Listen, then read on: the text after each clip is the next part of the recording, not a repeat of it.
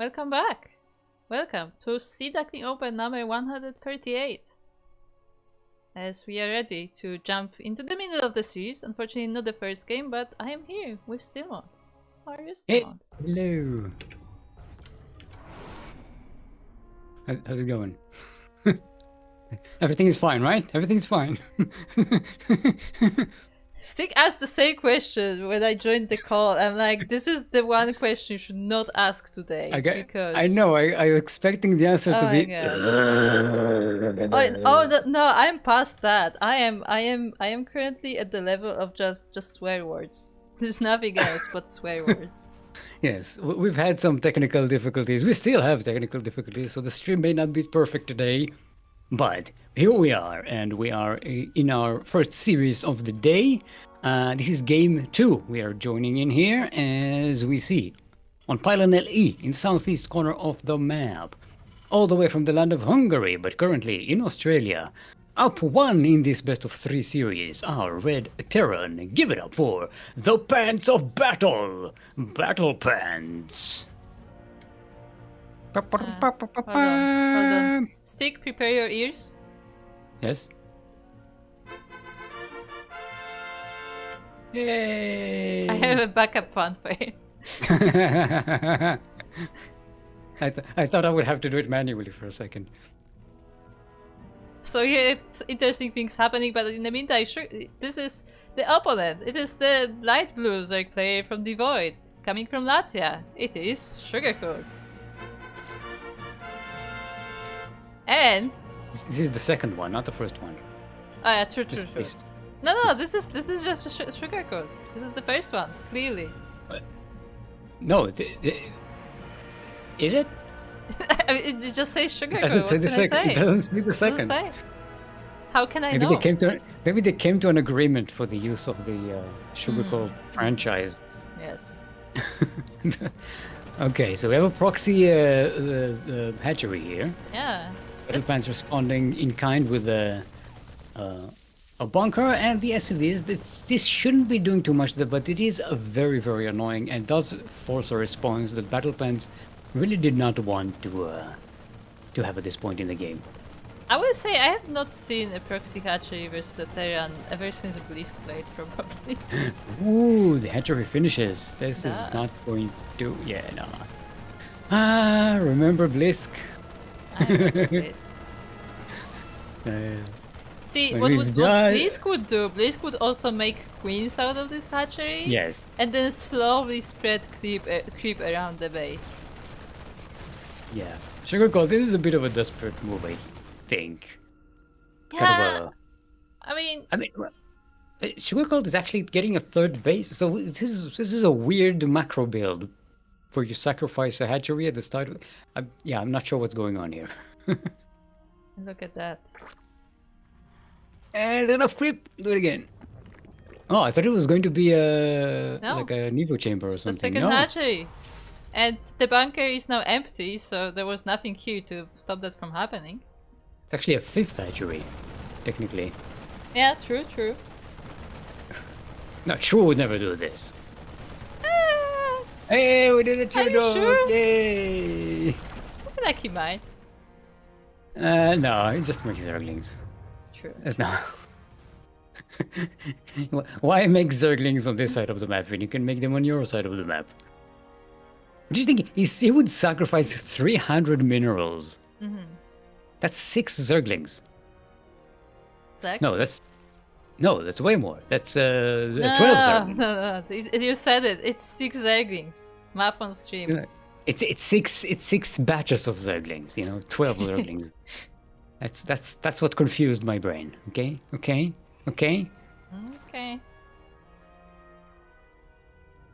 I can do math.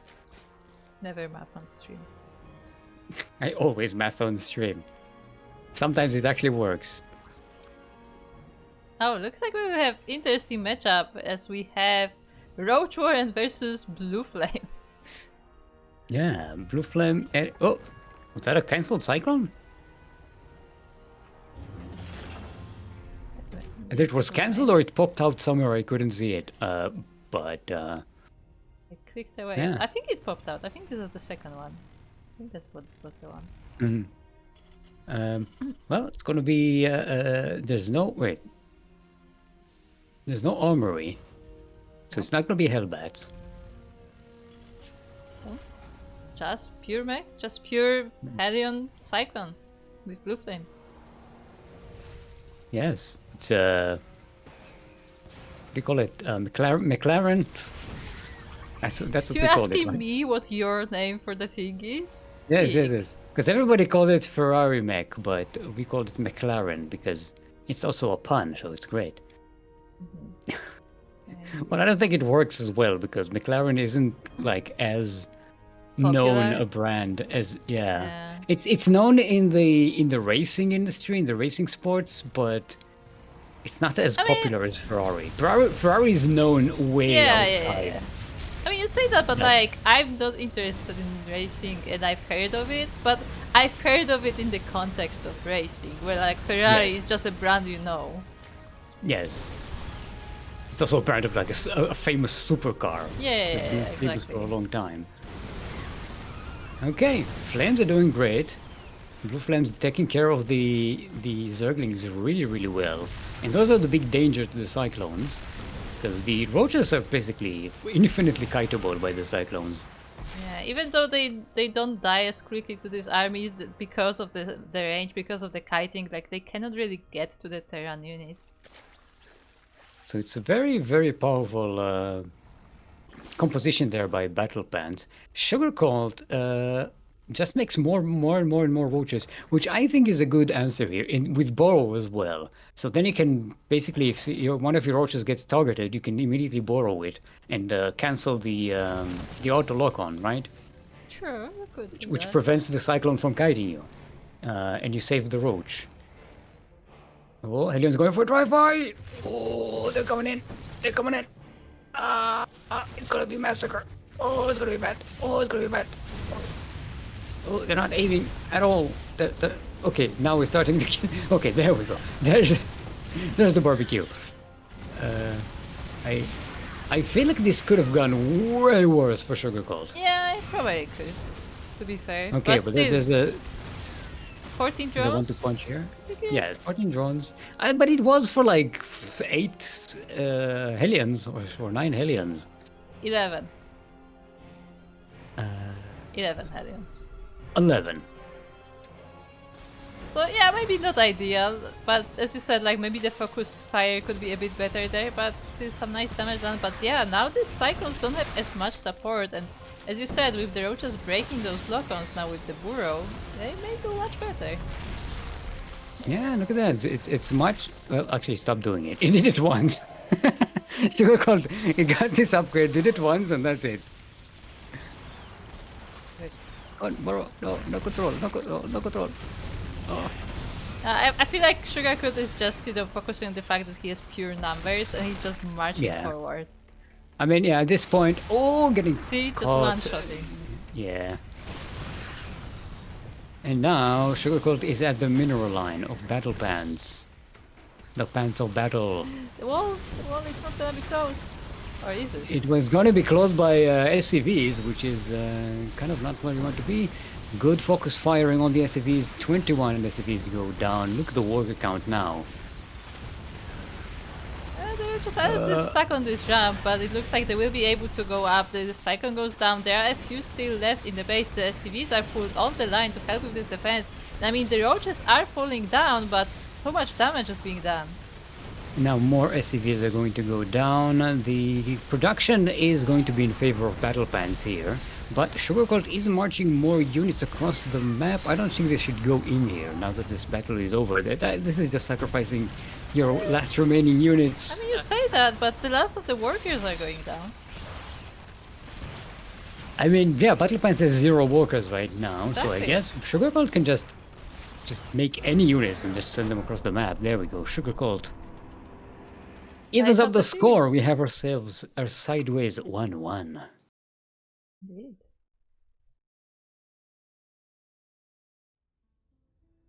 Nice, nicely done. Sugar Colt, when I asked them the score for the first game that we didn't get to broadcast, Sugar Colt commented, and I'll quote, Where is it? Pants kicks my pan. Pants kicks my pantas. Yes. So I'm guessing, yeah, Sugar Cold came back with a bit of oomph into that game. Ultra Love is going to be our last game in this match. Where's Ultra Love? Ultra Love. It's not an E, right? Not an Yes. I feel like I have to ask because I don't want to take the risk. Oh boy, Stick, you should be so happy that you were not casting on the day when the ladder maps disappeared.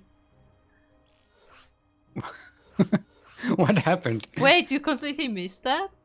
Yes. Okay, so long story short, apparently somebody found a way to abuse mass reports, which let them A, mute people and eventually get them suspended, B, take down maps of arcade because they got mass reported and they were also automatically disabled, and C, it turned out that somehow, someway, it also worked on ladder maps. So somebody took down ladder maps from an A and nobody could ladder. And it was also mid-tournament during one of Worldy's tournament, I believe. It was it was fun, is what I would say. Quote unquote fun. So basically a giant DDoS attack. Yeah, it's like not quite a DDoS, but I mean similar effect, I guess. I mean, it's directed denial of service. It's overwhelming the system with some automatic garbage so it can't function. In a way, yeah. And speaking of automatic, no. Like, no, Ultra Love. We love Ultra Love. It's a lovely looking map. We love it. Ultra Love, where ultras go to make love. I guess they find this lighting romantic or something. I'm not sure. Maybe they're into black holes or whatever. Anyway, in the northeast corner of the map, all the way from the land of Hungary, but currently in Australia. Give it up for our red Terran, currently sideways 1-1 in the series. It is Battle Pants, the Pants of Battle. I can hear the fanfare today. Yay! And across the map we have his opponent. It is the light blue Zerg player from Clan Devoid, representing Latvia. It is Sugarcoat. Yeah, it makes me so happy. Normally I have to play it in my own head. So for those wondering, what's happened today is that casting tool refuses to work. Which happens sometimes and we don't know why. Like, we check the logs and there's no error, it just gives up. So there's that. But what that means is that there are no intros, that the title has to be updated manually, there's no score out of game, and no predictions. Yeah. So this is what we're working with today. So we didn't forget predictions this time. Yeah, they're just not working. They just can't happen. It's not our fault. I mean, you can do it manually, but it's kind of difficult while you're also streaming. And speaking of difficult, Battle Pants is going for Double Rax Reaper, and it's not proxy. Yeah. It is scouted by Sugarcoat, so Sugarcoat should be able to deal with this. Isn't it kind of a Bjorn thing? I feel like. I think for a while, king, right? I think for a while Bjorn was doing that, but it's been a while though. It's like, well, he made his career. He won BlizzCon with true. that, didn't he? No, True did not win BlizzCon with this nonsense. He was at BlizzCon once though. I still have his portrait. Yeah. I miss True. Apparently True is doing well in Brood War. I still have to watch his matches. Is he as cheeky and weird, or I have is no he? idea. Because Brood War is not a game where you can just be like, you know, a crazy link builder, pure link. I mean, leagues are pretty good, you know, both games, just in different ways. I feel like it's more technical, right? Like maybe more precise because you don't mass up units as much.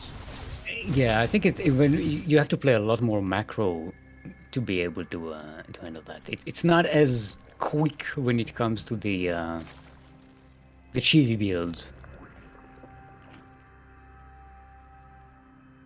Although I'm not an expert, it's been a while since I actually followed I Brood War. I barely watched any competitive Brood War, so I have absolutely no idea. Ooh, that queen! The queen is actually. They throw it into the black hole. Yeah, just flew. That was beautiful. But yeah, the queen goes down. The Reapers are actually getting into the main base. There are no banelings, despite there being a baneling nest, and yet the Reapers are just in the mineral line.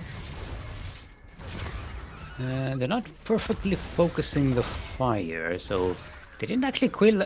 They only killed one drone. Yeah, as you said, They only it killed looks one like drone. it looks like they were not focusing, so they damaged a lot of drones, but only one of them got killed. Yeah, I'm pretty sure 5 Reapers will one-shot a drone, right? Probably. Trying to think if maybe even 2 Reapers can one-shot a drone, but I don't think so. I think it takes at least 3, if not 4. But 5 definitely. Yeah, 5 should be able to do it.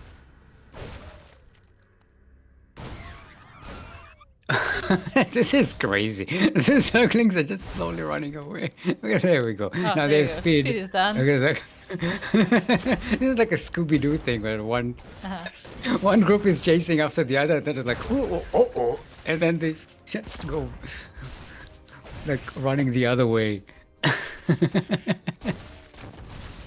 Yeah, and all of the Reapers get caught. Yeah. Well, the Armorines at home to defend though, so Zerglings will not be breaking this wall. Yeah, Steam is already halfway done. There's a factory and a starport as well. Medivac's on the way, so those won't be Medivac-less Marines. But that said, there are banelings being prepared, so this wall is in danger. But Battle Plans recognizes this. He is reinforcing. Also droning up, so this is not going to be some kind of all-in here. Ooh, that's a lot of banelings in the wall! No, the SCVs! Show the SCVs and the Marines! Okay, a lot of the Marines do survive, enough I think to get a defense going, but 14 SCVs go down, and Sugarcoat actually saves some of the Zerglings, doesn't let them all die. And in the meantime, drones up, gets a lair. And expands. Gets a third base, so yeah, Sugarcoat is making up for the earlier, I wouldn't call it losses, but just because he's been making so many Zerglings, he wasn't able to focus on the economy, so now he has the time to do so. Well, I think he was more successful once he got rid of the Reapers. I think that was the turning point. Because they really didn't do the damage they were supposed to do. Still, 1 drone died this game, despite the early Reaper, despite 5 Reapers in the mineral line. That is 100% on Battle Plan's focus fire. Yeah. There's no skirting around it. Sorry, Battle Plans, but you had all the advantages in your favor. But the focus fire is something you really need to work on. Well, but the Pants will have a chance to redeem himself, as he does send that double Medivac drop across the map, and because Sugarcoat was focusing on the macro, like there isn't as many units. There are a few banelings, but we have to remember those are speedless banelings still, so they won't be able to chase the Marines very effectively. Also, it's great timing for these Medivacs because combat shields and +1 weapons and armor are about to finish. And these Marines are going to be very beefy. They do get caught by this Overlord here, so it's not going to be completely by surprise, but it's still a very powerful force, and Sugarcoat just doesn't have enough to deal with it. You can actually snipe all of these banelings. Yeah. It's a baneling speed is on the way, but it will be still a while before it's there. I want to say, I don't know how much I like just going for a frontal attack with this drop though. I feel like maybe it could do more damage if it just snack from the side. But instead it looks like Battle Pants is focusing more on the creep clearing and like control than anything. Well, I mean, that's mainly the point of this drop usually is to keep the Zerg on the defensive. The only way the Zerg can defend this is to be constantly under those Medivacs so they can't unload, right? Because look what happens when they unload. Yeah, that They was just snipe all your banelings. That was a bad connection though as well, so Battlepats actually has to move back. He does not have the staying force here anymore. I mean, as you said, he did snipe all of the bannings though, so that's completely gone for now. Sugarcoat will of course be remaking those, but... It's not just wasted resources, it's also the fact that the Zerg is on this side of the map and not harassing on the other side. Yeah, in the meantime, Battleplans was able to set up the third base, already starting to saturate it as well, and has some tanks prepared. And also +1 vehicles, +2 armor and weapons for the Marines. This is going to be a very beefy Terran army. This medevac still keeping Sugarcoat on this side of the map and exposing those Infestors. Yes, I know names of things. I was about to call it a liberator for some reason. Yes, they are getting liberated of their free will. That is how far my brain went and why I couldn't speak. Because I was like, I started having a conversation with myself. Liberator? Really? This is what you give me? This... See, they are not infested by the Zerg. They are liberated from being a Terran. I started having a chiding conversation with my own brain, just going, really? This is what we're going with? Like, you really have to get your notes in order. This is like, what happened? This time my brain is like sitting there with like a pile of papers, like, oh, everything is there. I dropped my notes and everything is now, it's not in order. I don't know what everything is. Fucking liberators. I wanted to call them liberators. Why? How? Ravagers maybe, okay. They both end with an R. Ooh, nice fungal. Oh! Well, great connections there with the fungal and the speed banes on creep. Ooh, but at the same time, the other drop does deny this base. I'm not sure if this was a cancel. That was not a cancel, that was a Q-kill. With a death. Death? Oh no. Yeah, I don't know. We've established that my brain is not up to speed on words today. These Marines are so long. they need some TLC. The medevacs are full of energy and there's like no healthcare going on. Oh, hello. I thought this was an SCV for a moment. I love this. Look at how clean they keep this place up. Huh? Yeah. I mean, that's why Ultra Love looks so good. Ultra Love. Okay, no, can't do that joke. Can't do that joke either. Can't do that joke either. I have like three just jokes crossing off the list. Not this one. Also not this one. Mix Ultra Love and cleaning the floor in your own head. See where it goes. Oh, no. Now it's your fault, not mine. Oh, this is smart. This is a mine job here at the tower. What's your job? Your lookout. Okay.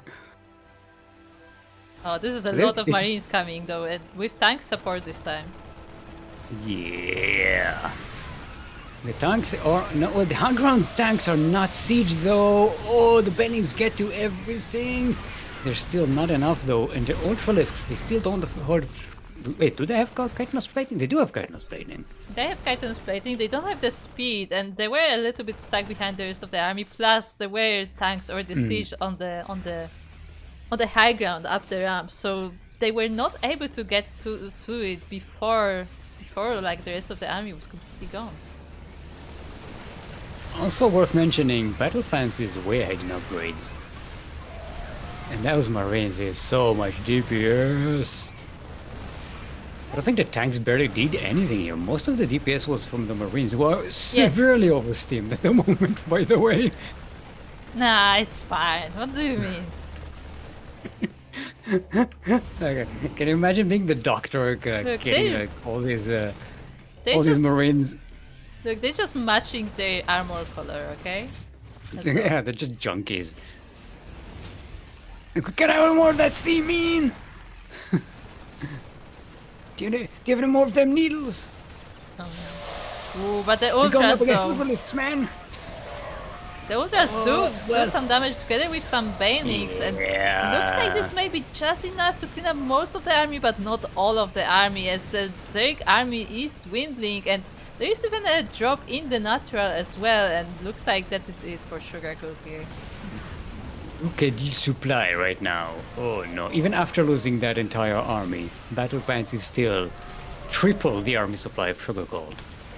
Yeah, I mean, even if this army gets defeated, I'm sure there's another wave coming because the Terran production just keeps coming. That said, it looks like just barely Sugarcoat will be able to clean this up, but again, the reinforcements are already here. The problem is this, Battle Pants is not splitting the Marines against the Ultralisks and usually doesn't kite them either. So Ultralisks, they're pretty good against Marines if they all bunch up, because they do a lot of AoE damage, but that doesn't matter. Battle Pants take the series 2-1. Yeah, I know numbers. I can count. Can you count? That was a good series. I like these two players. Really? Nicely done. They're very cheeky.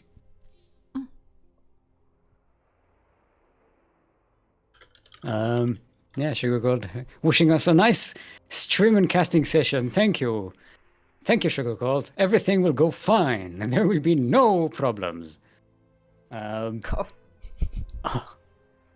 Battle Pants moves on to face Droptimus in round 2 of the thing, and now I'm going to have the correct server thingies because we're going to be SCA versus NA, so it's going to be West Oz West, right? Can I confirm? Can I concur? Yes.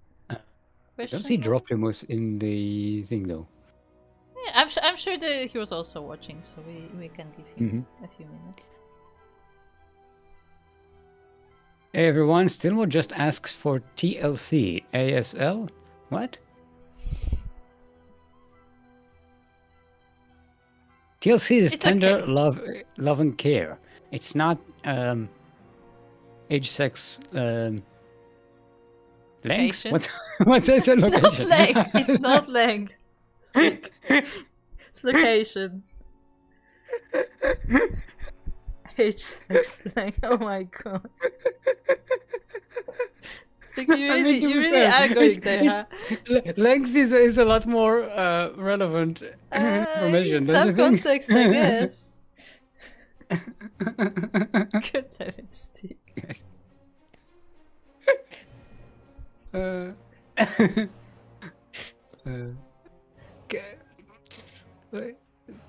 Well, yes. My brain is doing well today.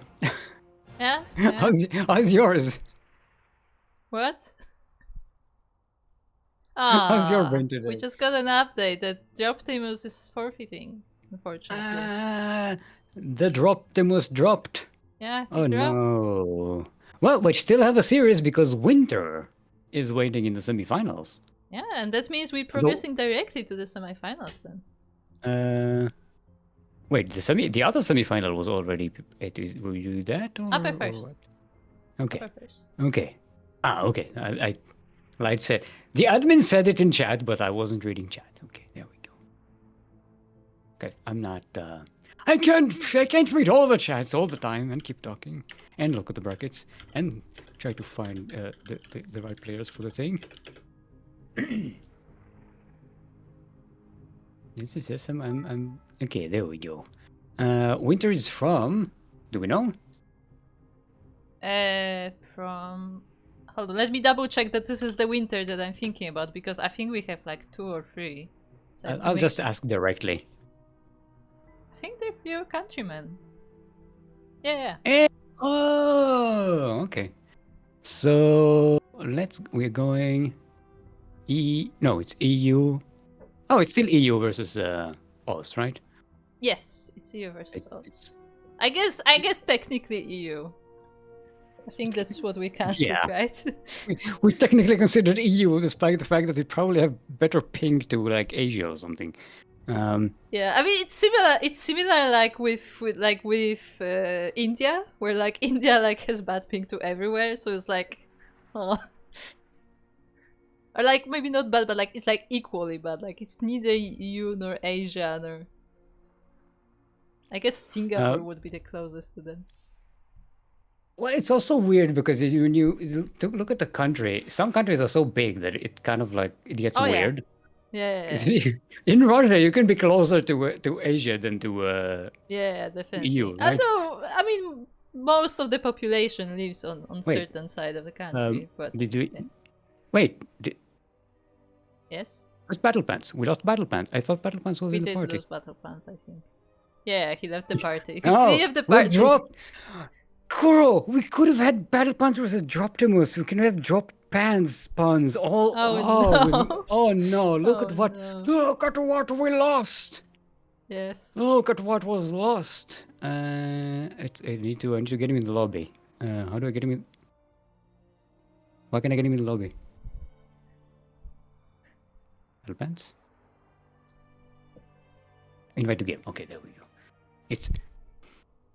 No, it's if you click it, if you click on chat, it doesn't have that. But if you click on the this interface, I swear this interface. It's fine, Stick. It can be worse. Don't worry about it. I know. Oh, I know. Oh, I know. I remember the Brood War interface. What? You didn't What even interface? Okay, before Brood War, there was StarCraft. See, the thing is, I did not experience like the multiplayer Brood War very much, so I have no idea about like the multiplayer interface anyway. Oh, it was you manually set up lobbies with another player or other players. There was no like. There was no even ladder was not like technically ladder. Yeah, I mean, from what I heard, I feel like ladder was like a third party thing that was like set up later. No, it's just that when you were setting up a fight with another person, you had to mark it as a ladder game, as a melee game, and then it would be ranked. I think you said it as ranked, and then it would be ranked as a ladder game. Okay. But it wasn't like a, ladder start look for a match. You didn't have a button to do that. You had to manually go in chat and look for matches with people, or open up an open lobby and look for in the lobbies. And it was not mate.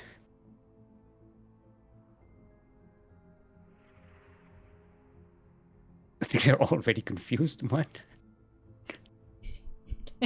We always confuse things, so that's not really. It's not.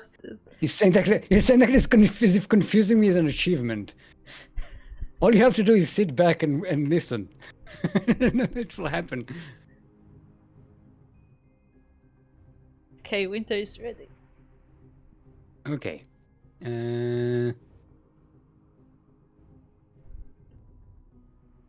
Let's double check with battle plans. Pink versus blue is okay, right?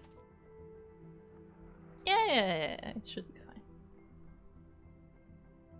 Okay, let's go. Oh, we didn't set the skins. Wasted opportunity. I still can't. I don't have that option. How do you get that option? I think it may be tied to Logos mod if you don't get that.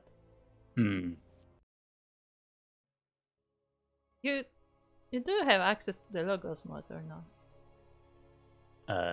I don't. No, not on this computer. Okay. It's been a long time since I was in charge of broadcasting on this. I forgot that you're on a new computer. New shiny setup.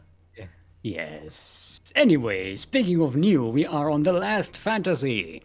The last one. The latest one. Not the final one. We're in the 3 o'clock. Wait, how's I need a clock. 2:30? 3:30. Yeah, 3:50. Yeah, something like that. 3:15 in the afternoon. Side of the map. Specific in the afternoon. Our pink Terran representing the Void. Give it up for Winter.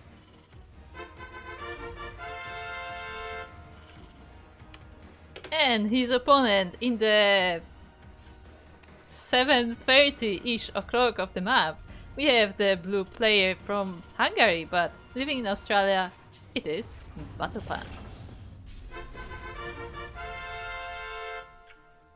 I have to consciously think about pressing the panther because it's on a different key completely.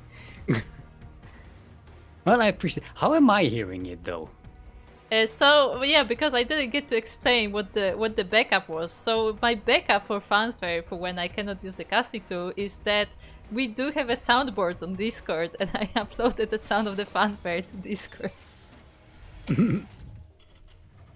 So you are hearing it via Discord. Oh, it's like part of the. It's part of the voice call. chat. Yeah, it's part of the call. Okay. I didn't know you can do that. It's fairly new feature. It's like a few months old. That's new to me. Yeah, that's what I'm saying. It's fairly new in the context. I wish predictions was working. You can still do predictions on your own, you know. True. We can do it like old school, like press 1 if for this. Fine. This Look, press two. you know what? Fine.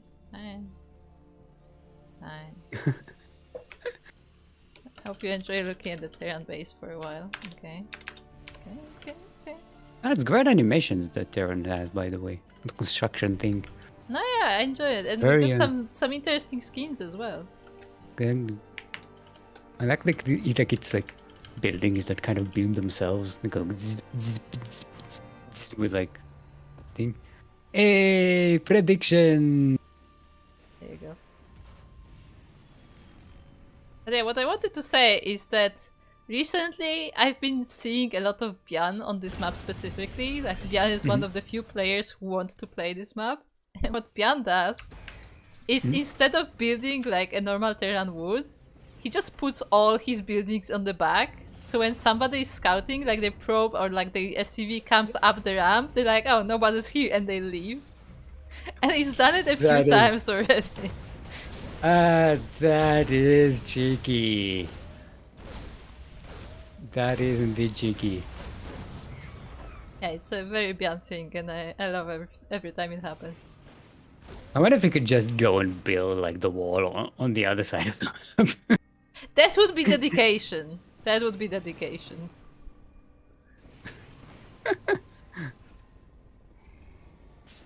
But I've seen it work at least once, where like the person like scouted the ram, like okay, no one's seen. Ooh, the CC gets behind. Yeah. Yeah, so it's a little bit of a poke. Nothing super crazy, yeah. Oh, the Cyclone coming in for seconds. What about second Cyclone? Oh, Battle Plan's going to lose that Cyclone. Oh, Winter was quicker with the lock-on draw. It's like a Mexican standoff, you know? Two Cyclones standing next to each other. And go, pow, wow, wow, wow, wow. Is that what Mexican standoff is? And then like zoom in on like their just on their eye, like on a like in the westerns. But it's like a very like fast zoom in, right? Yeah, like zoom. Yeah. And he's just looking to the side, looking to the left, looking to the right. And then you see them like stretch their fingers. Yeah, and they just go.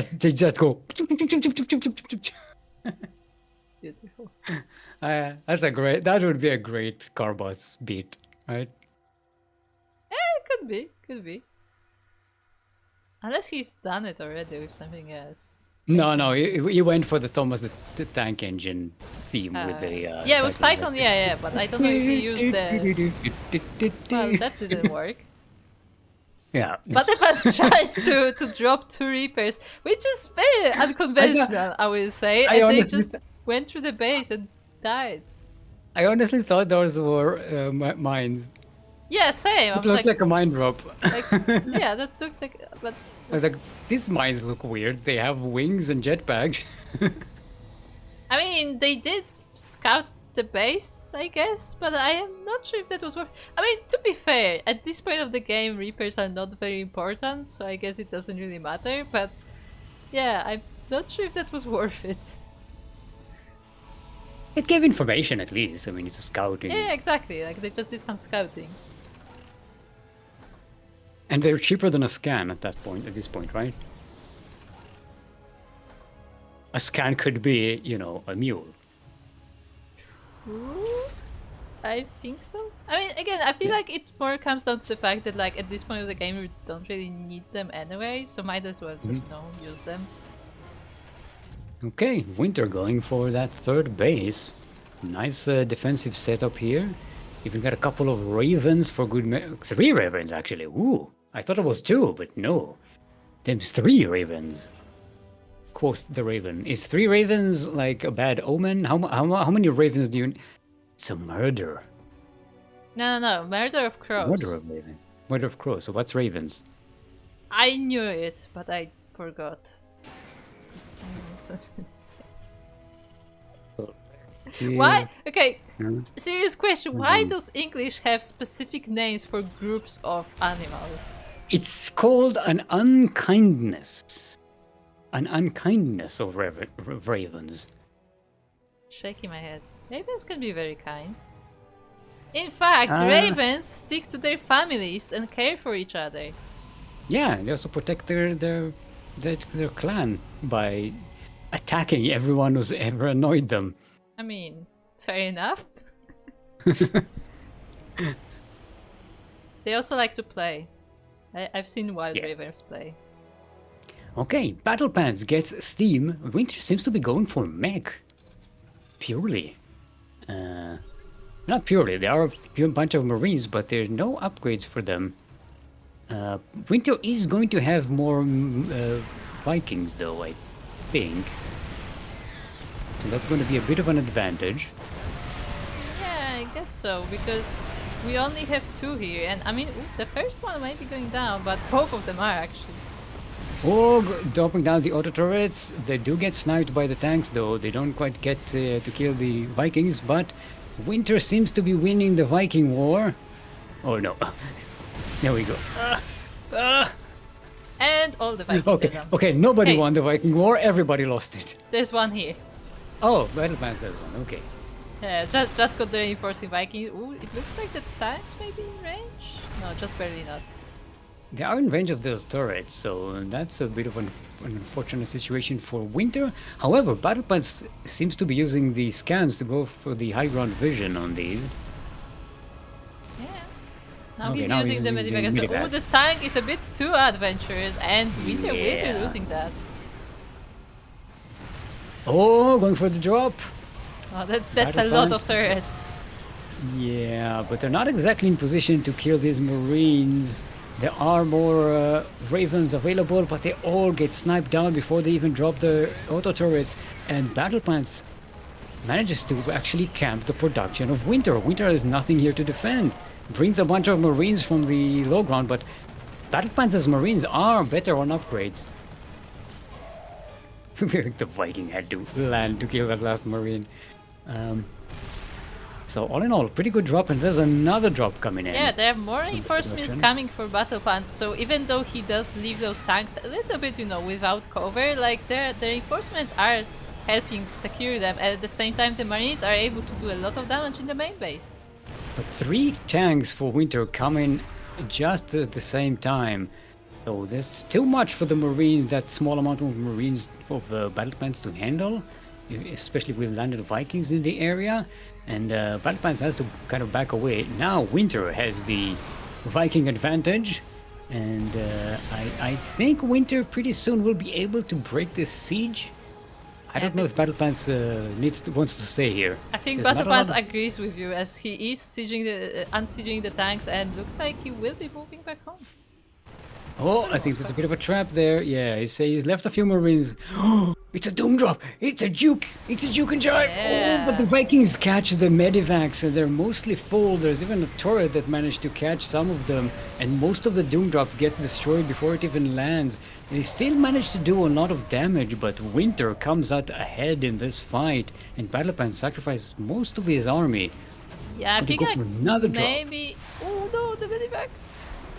Right, Vikings, man, Vikings, you gotta win the Vikings war. It all starts, the whole TVT starts with winning the Viking war. Yeah, I feel like another thing is also that maybe Battle Plans should have waited like a second or two more, because I feel like the army of Winter was just too close and Yeah. was able to easily maneuver back. Because you're right, that was a really nice like juke to like pretend that he's moving back home, but then he dives in. But I feel like it was a little bit too soon, and the army just got back in time. I was a good performance by both players. I like the juke and jive, and I like the response, the quick response there. Battle Pants still is in a decent position. He has the much better army, but Winter has had a better economy for a long time. Remember, Winter got a third base way before Battle Pants, and still has the higher worker advantage. In all this attack, Battle Pants managed to kill 20 SCVs. And Winter is still way ahead in that economy stat. This attack, coming in at a decent angle, the tanks couldn't cover that entire ramp. The Vikings are clearing out the medivacs, but Winter will have to evacuate that space. In the meantime, Winter is attacking on the other side of the map, so there is a counterattack. It's not quite as effective. It's more of a harassment force than a proper attack. But even after all this, Winter still has the worker advantage. Yeah, Battle Pants does manage to expand to 5th base though. yeah, the thing is, what does Winter have in terms of army? He has all of these Vikings and a few tanks, but isn't it enough to stop the siege? The tanks weren't all sieged, and by the time they are sieged, the Marines managed to squeeze in. The Vikings will probably have to land to clear them out. Oh, the tank. Winter not trading the best, but Battle Pants is still out of everything. Oh, these tanks are left completely alone. The Vikings will drop on top of them, but they do manage to unsiege in time, and they will clear out the Vikings. An unfortunate decision there for Winter. I mean, he thought that he will be able to snipe these tanks, but as you said, they did unsiege in time, and most of them were saved. But now, Winter is finally, for the first time in a long time, is able to move out on the map. Look at the upgrade situation though. Winter, despite having the better economy, has to constantly trade units and lost so much resources to units that it couldn't spend it on upgrades. He barely has any, while Battle Pants is working on 3-3 for the Marines and Marauders. Going around the Liberators, trying to catch the army from behind, but the Anions are there to deal with the bio, and they deal with Marines so easily. Tanks are coming in to the high ground to siege. They are protected by the Liberators. I like that move. Yeah, no Medivacs will be safe either. The 2 Vikings are controlling the sky. Well, 3 Vikings now are controlling the skies. 4 Vikings! Oh boy. And I mean, Battle Pants has no air of his own. He's working on Medivacs to support this bio army, but there are no Vikings whatsoever. It's only the Marines that are controlling that Viking population at all. And Winter is building 6 more Vikings to replace these, even if they go down. So... Oh, Battle Pants takes the opportunity, but there's high ground vision, and the tanks manage to destroy a lot of these Marines, in fact all of them. There's not a lot of backup to these tanks now, but who needs backup when you have a lot of tanks? There are Vikings though. Ooh, one Viking drops on top of the tank, but there was another tank to destroy it. They do back each other up. Well, the Vikings are going hunting though. I think Winter realizes that there's not a lot of anti-air, and he just goes to try and catch the Medivacs. Oh, leapfrogging the tanks forward. Gonna catch this tank pretty easily. That's a brave Liberator there. Yeah. Yeah, it wasn't close enough to the tanks to be protected from the bio on the ground. But now, look at how many Vikings! 12 Vikings to 10 tanks. Yeah, that is a lot of Vikings. Winter is so behind on upgrades though. By the way, I just want to point out that those tanks that we saw fight Vikings, they never left. Oh. They're just shit. Well, they are preventing Winter from expanding there. Yeah, so. like Winter is not expanding up anytime soon. I mean, technically, does Winter really need to expand at the moment? He's pretty much maxed out. And now he's completely maxed out. Yeah, but he's on not. Liberators, Vikings, and tanks. Like, he does not have quite as many resources as Battle Plans has, which in the long run is definitely, you know, hurting him. But if he can punch through the army here, Exactly. then that wouldn't matter. Okay, the Marines run towards the Liberators, but they get completely shut down by the tanks. And Winter can leapfrog forward now with the Liberators and the tanks and the Vikings. Look at the liberation zones. Now, it would have been very helpful if these Liberators actually had better upgrades, but never mind. Attrition 1, Winter manages to squeeze up this. He's been on the back foot the entire game. Oh boy. Oh. Yeah, but what matters the most was that final battle when he was able to gather his army, siege in a good position, and yeah, that was enough to win him that game. Remember when TVT was boring? That was a 16-minute game, Crook. Did you notice that it was a 16-minute game? I didn't.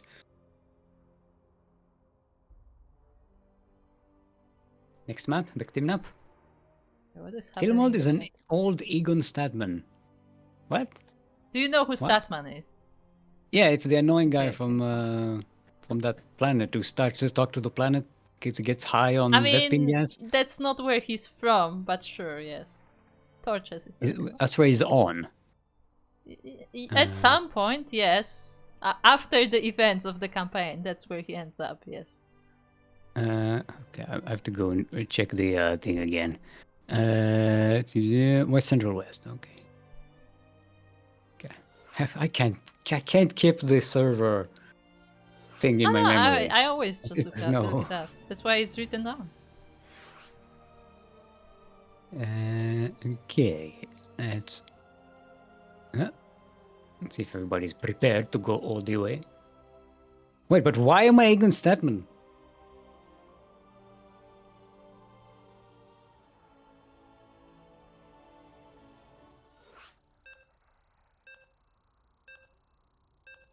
Wait, Egon Statman, isn't that the one from not Mythbusters, Ghostbusters?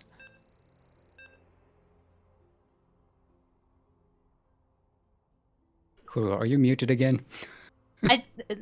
Look, do you seriously think I know the names of characters of Ghostbusters?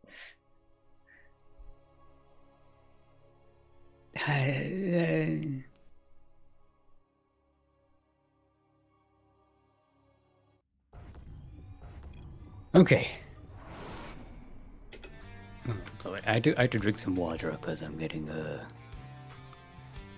things are getting rough out here. Anyway, we are on Torches LE.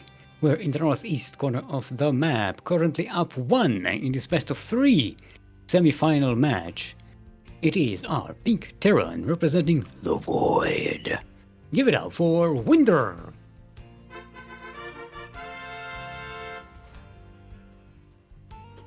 And across the map we have his opponent. It is the red Terran player representing himself.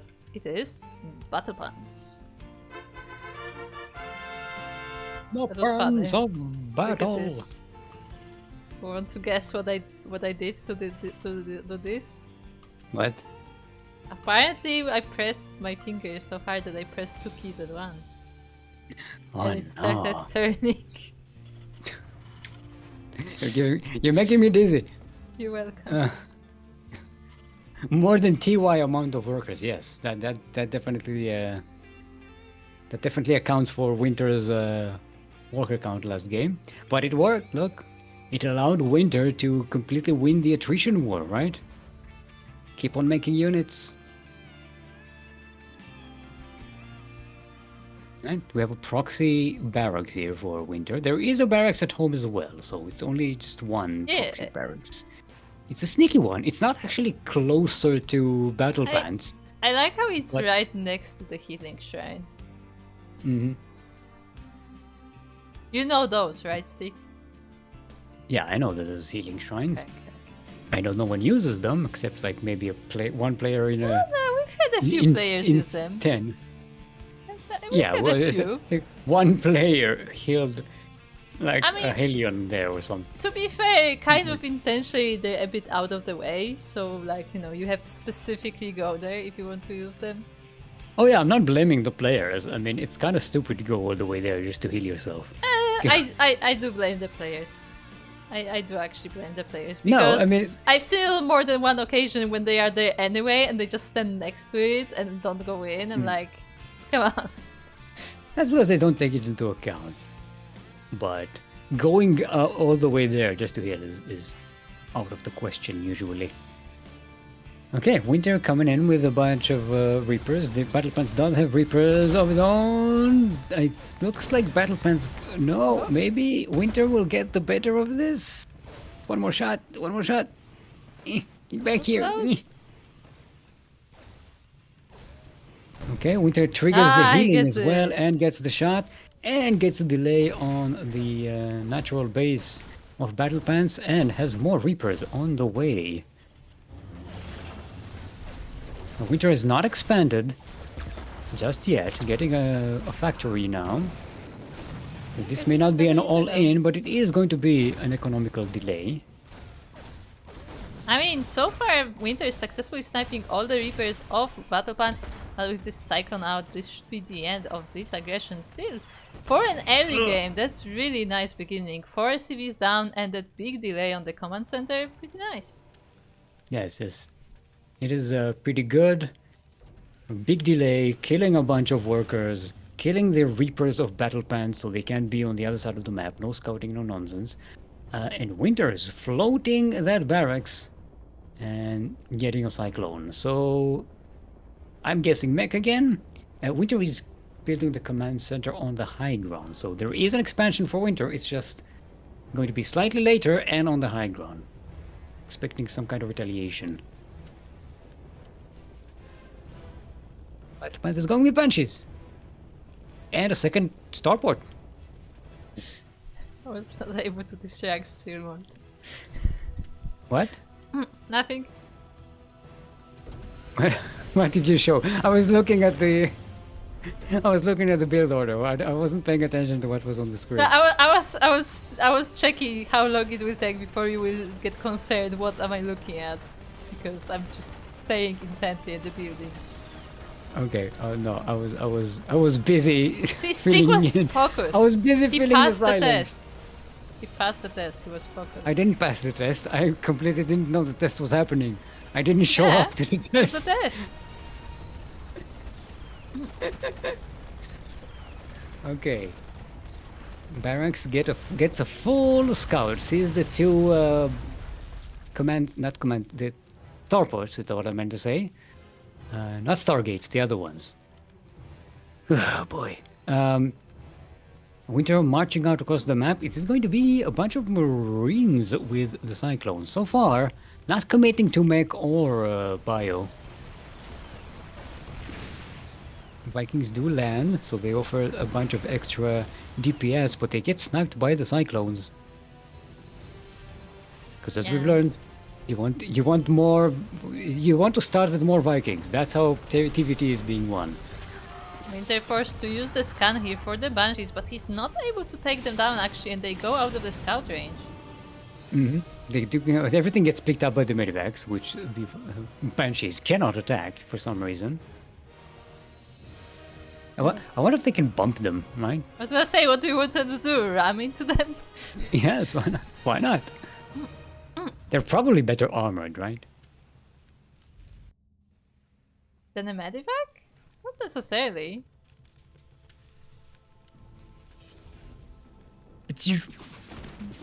Okay. Banshees come in, they're cloaked. They don't even really need to be. Okay, now they need to be. Ooh, But they're Techno actually out of Cycle? energy.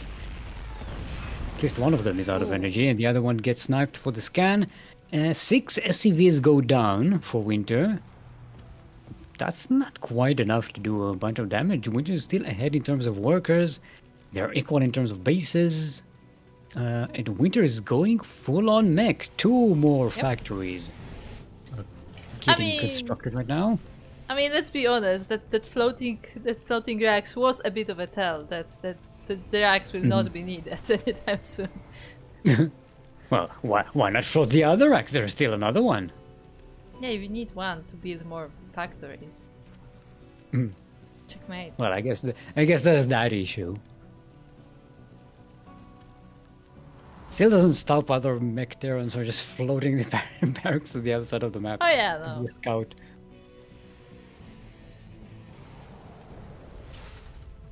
Okay.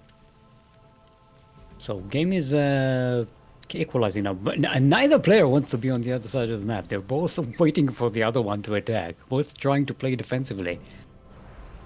Battle Plan's building a big pile of Vikings right now. Has some tanks, even a couple of Banshees. Not done with the Banshee play here. They even get hyperspeed rotors, which is the thing.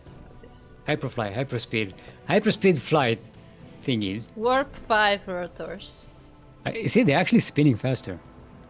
Ah. I love Banshees. They're such a great animation. Yeah, this time Battle Plan's actually investing in the Vikings. After last game, they did a lot of good for Winter. That's how TVT starts. Like, it doesn't. All the compositions break down if you don't have enough Vikings. It's weird. It's really weird. Except for Bio versus Bio. But the Vikings alone cannot really do much good. Okay, the Banshees, the Cloak Banshees with the speed. Oh god, look how speedy they are. And they back away. Hyperflight rotors for the win, and they come in again. Bzzz, you. Cyclones do manage to lock on though. Oh, Winter is getting the 4th base. Double expanding. Yeah. Well, it worked in the last game. Get the better economy. Win by attrition. GG. Right? I always say I can get over the fact that the Hyperflight rotor Banshees have like fire coming out of them. Yeah. That's. They're I like, feel like that shouldn't be happening when you have rotating things. That I don't think fire should be involved. And definitely not coming out the direction they're coming out of. Because it's coming out of the back, but the rotors are blowing air downwards, right? Yeah. If fire is coming out of your rotors, you should probably get it checked. You know. It's okay. They're space rotors. Ah, okay.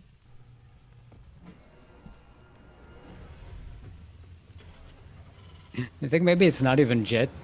You know, it's not like an afterburner. It's just dropping out the heat from the rotors spinning. Look, the Banshees have like these little thingies here, but do you think that's the guns? Ah, wait, no. No, they have jet engines at the front. See, the flames are coming out from the jet engines at the front. I'm trying to find it out, but they don't want to move when I want them to move. Yeah, see. Damn it, why are they so clamped? But there you go. See, it's coming out of the thing at the front. Yeah. Okay, that makes sense then. No, it doesn't, because then it's just colliding with the air that's blowing from the hyperflight rotors. Look. It's causing massive turbulence. It's kind of really bad, I think. But they passed. Imagine if that was a thing that like, okay, so Banshees are faster, but now they're like shaking the whole time. That's the trade-off. 47 Ness, we need you. Now more than ever. It's the second broadcast in a row where we brought you up, and we need answers. Yes, we need someone to visually analyze the structure of Banshees. Yeah, we need the situation analyzed. What was this thing we asked last time? I don't remember. Okay, Winter breaking forward, using the Banshee, the Ravens for increased matrix. Not using the Banshees. Winter doesn't have Banshees. Ooh, but it looks like the matrix doesn't last long enough, and actually Winter is losing quite a few units in the attack. Does get a lock on Battle Panzer's Ravens, so getting some damage there. All of Winter's Vikings are on the ground waddling. That's not good. Battle Pines has 16 Vikings. I mean, Battle Pines is pure Viking tank army with Yeah. some ravens. yeah, Winter was forced to land to not lose his army, and now he cannot really engage. Like, look how many Vikings are there, and that's Vikings with ravens as well. So we were talking about Winter going mech, but all this time Battle Pines is the actual mech player here. I mean, they're both going mech. Mech has been so popular lately, I've noticed. Where's Kerwin when you need him? Oh, the Vikings coming in from the side, flanking the ravens. Very nicely done there by Battle Pants. Yeah, Winter a great catch. was trying to make an engagement there, like disabling all the tanks on the ground, but Vikings were able to get to the ravens themselves. And how many are there left? We have 4 here with the army. Another point is Winter is not getting any upgrades. Once again, just like the... Sorry, launch is trying to escape. Just like the last game, Winter is super behind on upgrades. And by behind, I mean doesn't have any upgrades. And Battle Pants is already on 2 vehicle upgrades. Yeah. Or at least ship upgrades. And going into... battle cruisers. With Yamato, no less. Yeah. Winter, on the other hand, has 1, 2, 3, 4, 5. Count them. 5 bases. 6 is going up right now. And they're not in the gold base as well. It is a very precarious position to begin with, to be honest. Now this is TVT.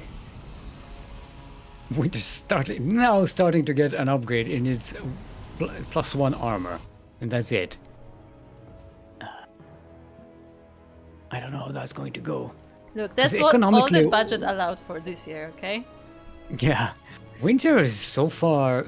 I mean, it's going to max out first in terms of supply, but I don't know, economically is not super far ahead from Battle Pants, and Battle Pants already has the much more beefy army with a much better composition, I think. 19 Vikings and 11 tanks.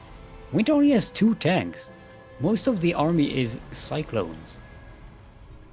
And they can't really go up against the clumped up siege tanks.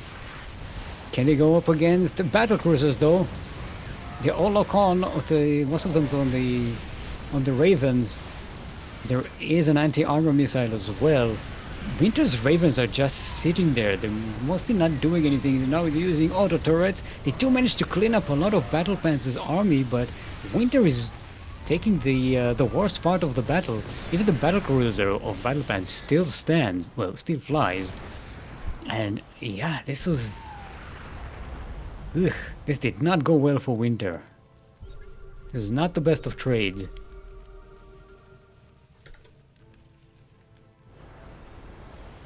Lost most of the Cyclones and the Ravens. 11 Vikings as well? Yeah. No, actually, wait. 4 Vikings. You can count.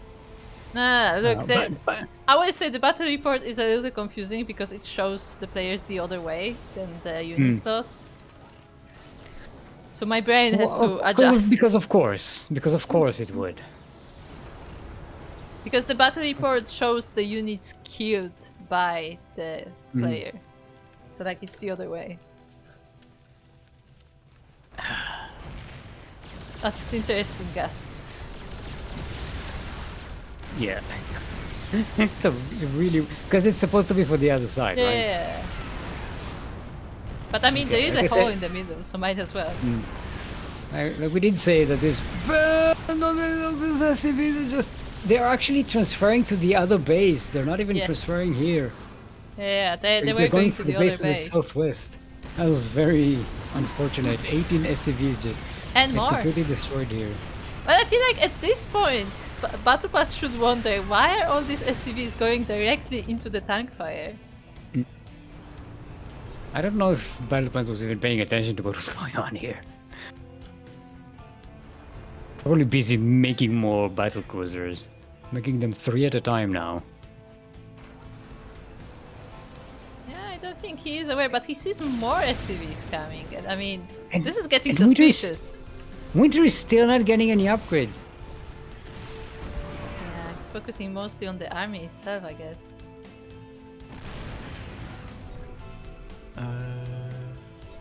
And it's a lot of cyclones in that army.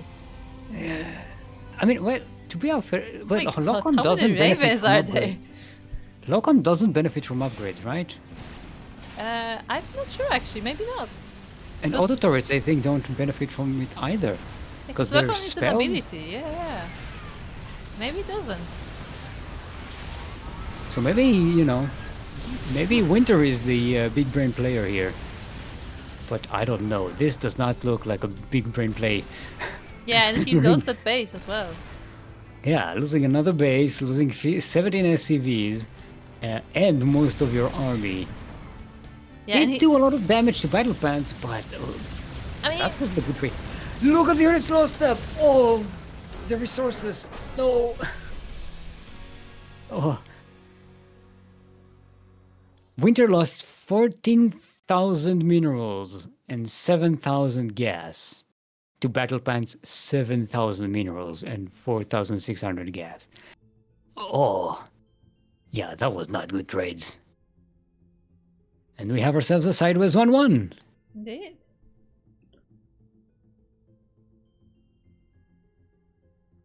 That was, yeah, I'm guessing maybe this is why Winter only got the armor upgrades, right? Because basically relying on spell casting, so... Yeah, can someone confirm if the Cyclone Lock-on counts as a spell? Like does it not? I think it does. I think it doesn't benefit from upgrades. Because I know that's the case for like oracles, for example, but I don't know about Terran units. Okay, let's see. Well, no, well, it's not in Wikipedia. It's the game wiki, right? I mean, Let's see, Wikipedia Cyclone has Lock-on. info about like units and stuff, but it's not always up to date because like they mostly focus on documenting tournaments, and like for the game, it's whenever someone has the time. So we have our next map. It's going to be Persephone. Persephone. And we are... I have to check the thing again. West.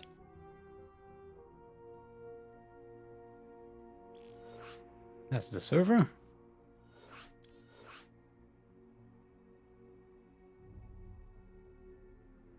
Oh no, it's sending it to Wikipedia. It's not, it's down.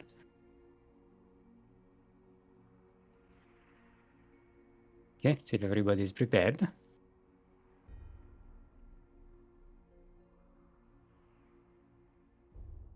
Let's get into it.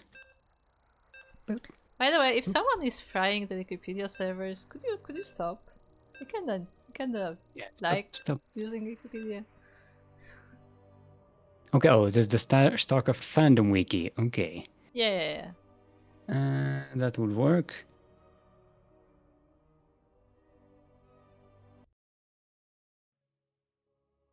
Let's see, damage.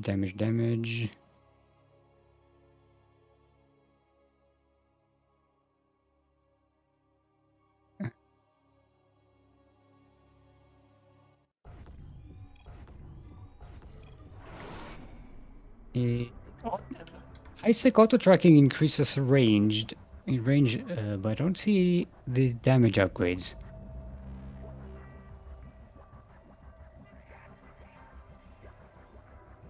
Okay, chat, you have a mission. You have to go to unit tester and find out if upgrades apply to lock on cyclones.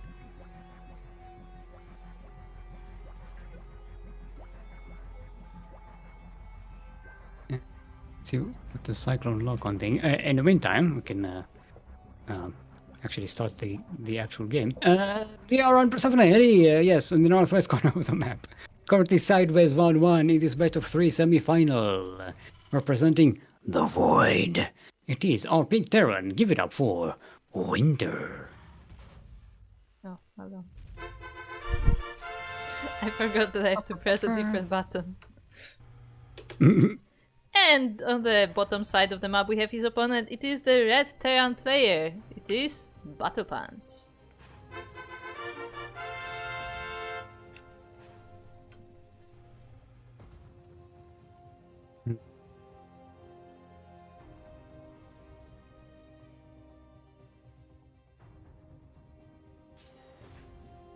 I don't see the lock-on. Lock-on, Cyclone's weapons on target. Yeah, someone in the chat is saying that the upgrades don't apply.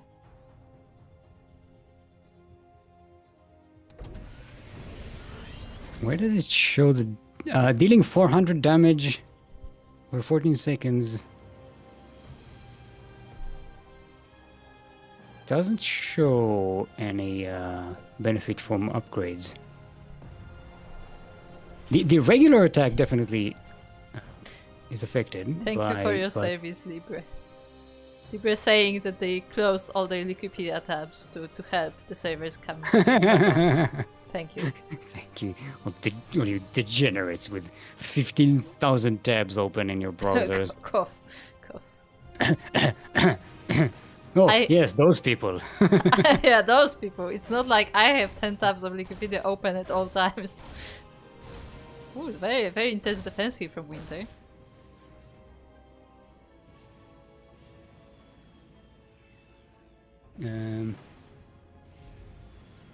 Yeah, I don't think auto turret benefits from. No, I don't mean auto turret would. No, because auto turret isn't like an ability. But I just don't know about lock on because I don't know if lock on counts as a separate weapon. That's why I was asking. No, I would have thought that auto turret would benefit from it because it's like it's a mini unit, right? It's not a spell. The creating it is a spell, but once it's created, it's like its own specific unit. I guess you're right, because I'm pretty sure that, like, for example, I think melee upgrades apply to Broodlings. Mm-hmm. I think that's how it works, so... Yeah. But yeah, I don't think either does. Yeah, so, you know, maybe Winter has the better information here. Yeah, I mean, if you're gonna go for, like, the ability kind of units, then I guess it makes some sense. Although I would argue armor could still be useful. Well, they got one layer of armor. Yeah, just one metal sheet, you know. Well, it's like someone took like aluminium wrap, yes, tin foil, and just wrapped the Cyclone. Okay, Battle Pants gets shut down pretty hard here by all of these aliens and the Reapers. Unfortunately for Battle Pants, he got caught by the move out from Winter right as he was about to reach the base, and that means that Winter gonna get a does get picked up, but that means it's not here to defend. It's nice drop micro. Yes, nice drop micro by Battle Pants, but that does mean attack. Oh, it does get sniped. So that everything else. GG is called, and Winter with a very, very cheeky Reaper Rush managed to squeeze a victory here. Winning 2-1. And he will be our first finalist for the day. Very nice. Quick win there for Winter. Nice. We talked more about upgrades during that game, but it's still yeah, no, but like I don't think you can call it like a builder win, but I feel like it was a bit unfortunate for Battle Pants that he just so happens to meet exactly where Winter was moving out. But yeah, I mean, losing that whole army, like Battle Pants was just not able to make defenses back at home.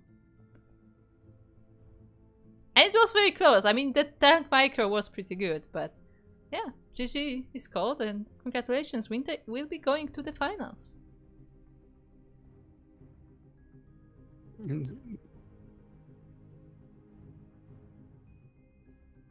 I'm asking.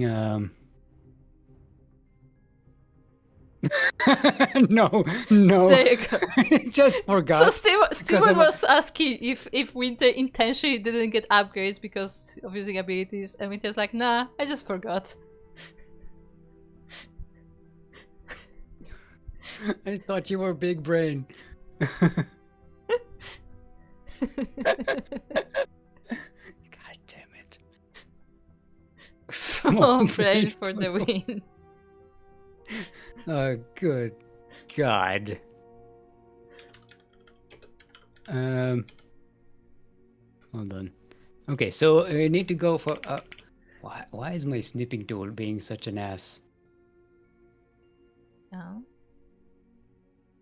Oh yeah, remember how they keep telling you that snipping tool will stop working and then it just keeps working? Oh, do you know what it does now? It automatically defaults to video capture. What now? It automatically defaults to video capture. It can capture it as like a GIF or something. Why? It's very annoying. It's very annoying. What? And I not only understand. that, not only that, to switch, you have to click on the icon. But if you click on the icon that set it to still image, it can just as well switch back. It's a toggle, not a. It's very annoying. Why is that a thing? I don't know. Like, I understand in the era of TikTok where everything has to be a short video, but Look, I appreciate the ability to make like a GIF out of something. That could actually be very, very useful, especially oh, if no, like it's good. you want to edit something to in videos and stuff. That can be a great addition. But make the interface like normal. People don't change the base default way it works. It's very annoying. Yeah, especially because I specifically use the snipping tool to like quickly take a screenshot of like a piece of screen and just like send Yeah, somewhere. so now you have to have an extra click to do that. Yeah. Also, I think we will be going to we're- Europe.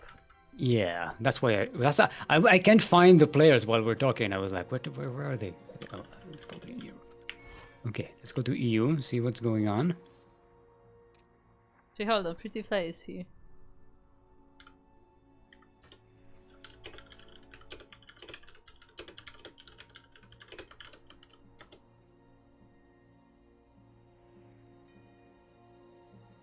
I can't see anybody on EU. I don't even see you.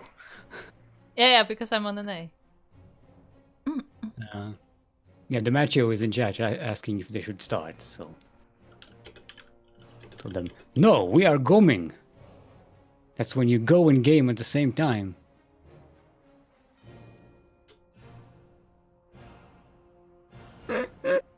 I'm doing my own Koro face to myself. Yeah, no. Okay. Yeah. I'm owning it. I'm going. Don't say that again out loud. What? We're going. It's like going and gaming at the same time. Like you're not sitting around gaming all day. You're a go-getter. Okay, we are missing Leonardo.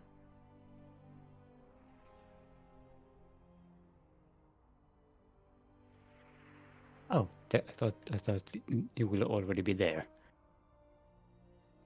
No, I don't see him either. I'll add him on thing.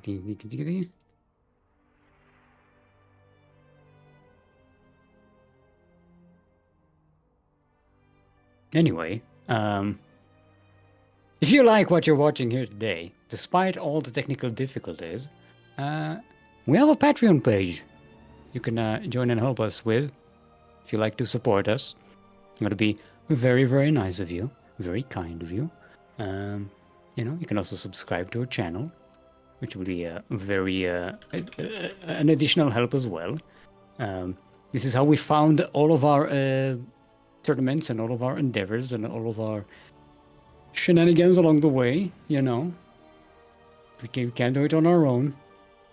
We do it mostly on our own, but we're all volunteers here, basically. So if you want to support us, Patreon, exclamation Patreon in chat. You can subscribe right here on Twitch. You can subscribe on YouTube. Or wait, no, YouTube is what's the thing with YouTube? Membership. Membership. You can membership on YouTube. I don't know how YouTube works. I mean, it's pretty similar to Twitch in that regard. It's just called differently. So confusing. It is confusing. Also, I heard they're going to stop you doing that because people aren't like into that extra membership thing. Really? Yeah, it didn't really work out because there's already like YouTube Premium, right? I mean, Twitch had Turbo, so like, it's not a new concept. Yeah, well, my YouTube channel is not monetized anyway, so My YouTube channel is also not monetized. CranKy Ducklings is, obviously. Speaking of which, I forgot to open the chat with all of our nonsense. Because I have to go into the video and then pop out the chat, and then it's like a thing. Also, I need to mute myself now. Okay, stop! I can't hear myself while I'm talking. It confuses my brain. It's like my brain doesn't know which of me is talking. The one inside my head or the one outside my head.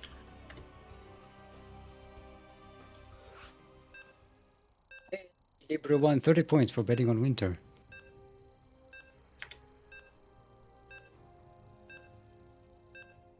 Okay, so we have ourselves a ZVP. Should be fun. Did Leonardo play in our tournaments before? Yes. Not super familiar with that name, but we are very familiar with Pretty Fly, aka Horseradish.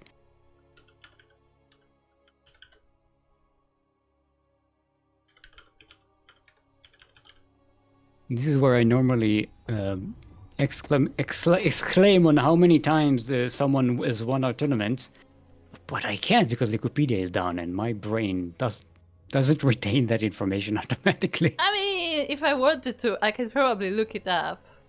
Don't. You have enough to do. It's fine. Look, okay, just so you know, all the tournament data is in a spreadsheet somewhere. Like, you ask for it, I'm sure it's there. We just don't know where it is. Yeah, you just have to like sift through like 50 different spreadsheets, but I'm sure it's somewhere. Anyway, speaking of being somewhere, we are on Last Fantasy LE. We're in the 11:30 o'clock position. It is our green Zerg representing Decima Esports. Is that it? I don't know if that's still the clan. I think that's that looks like a different thing. I think it might have switched since. I'm not sure. It's HA? It's, so it's XA. XA? No, but on the icon it's X. It looks like an H from. Yeah, because it has like the cat. Yeah, because it is an X. It's representing Zar like pizza. It is our green Zerg. Give it up for Leonardo.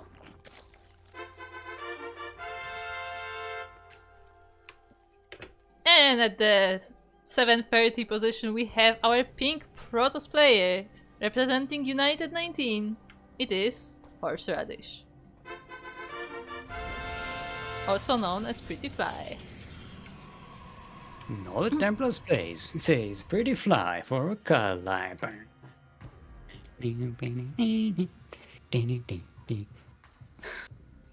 Sorry.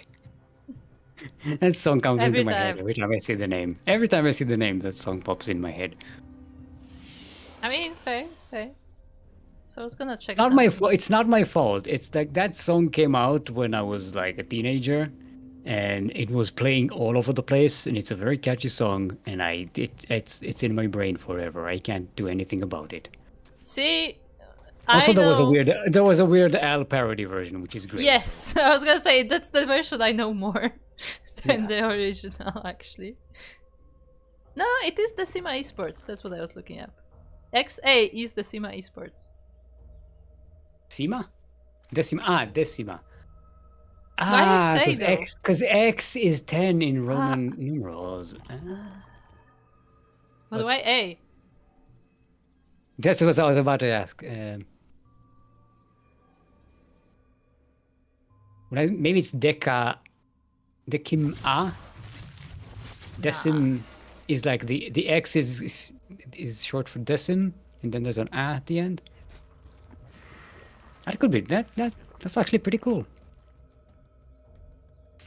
I mean, 10 is deca, but maybe decim is like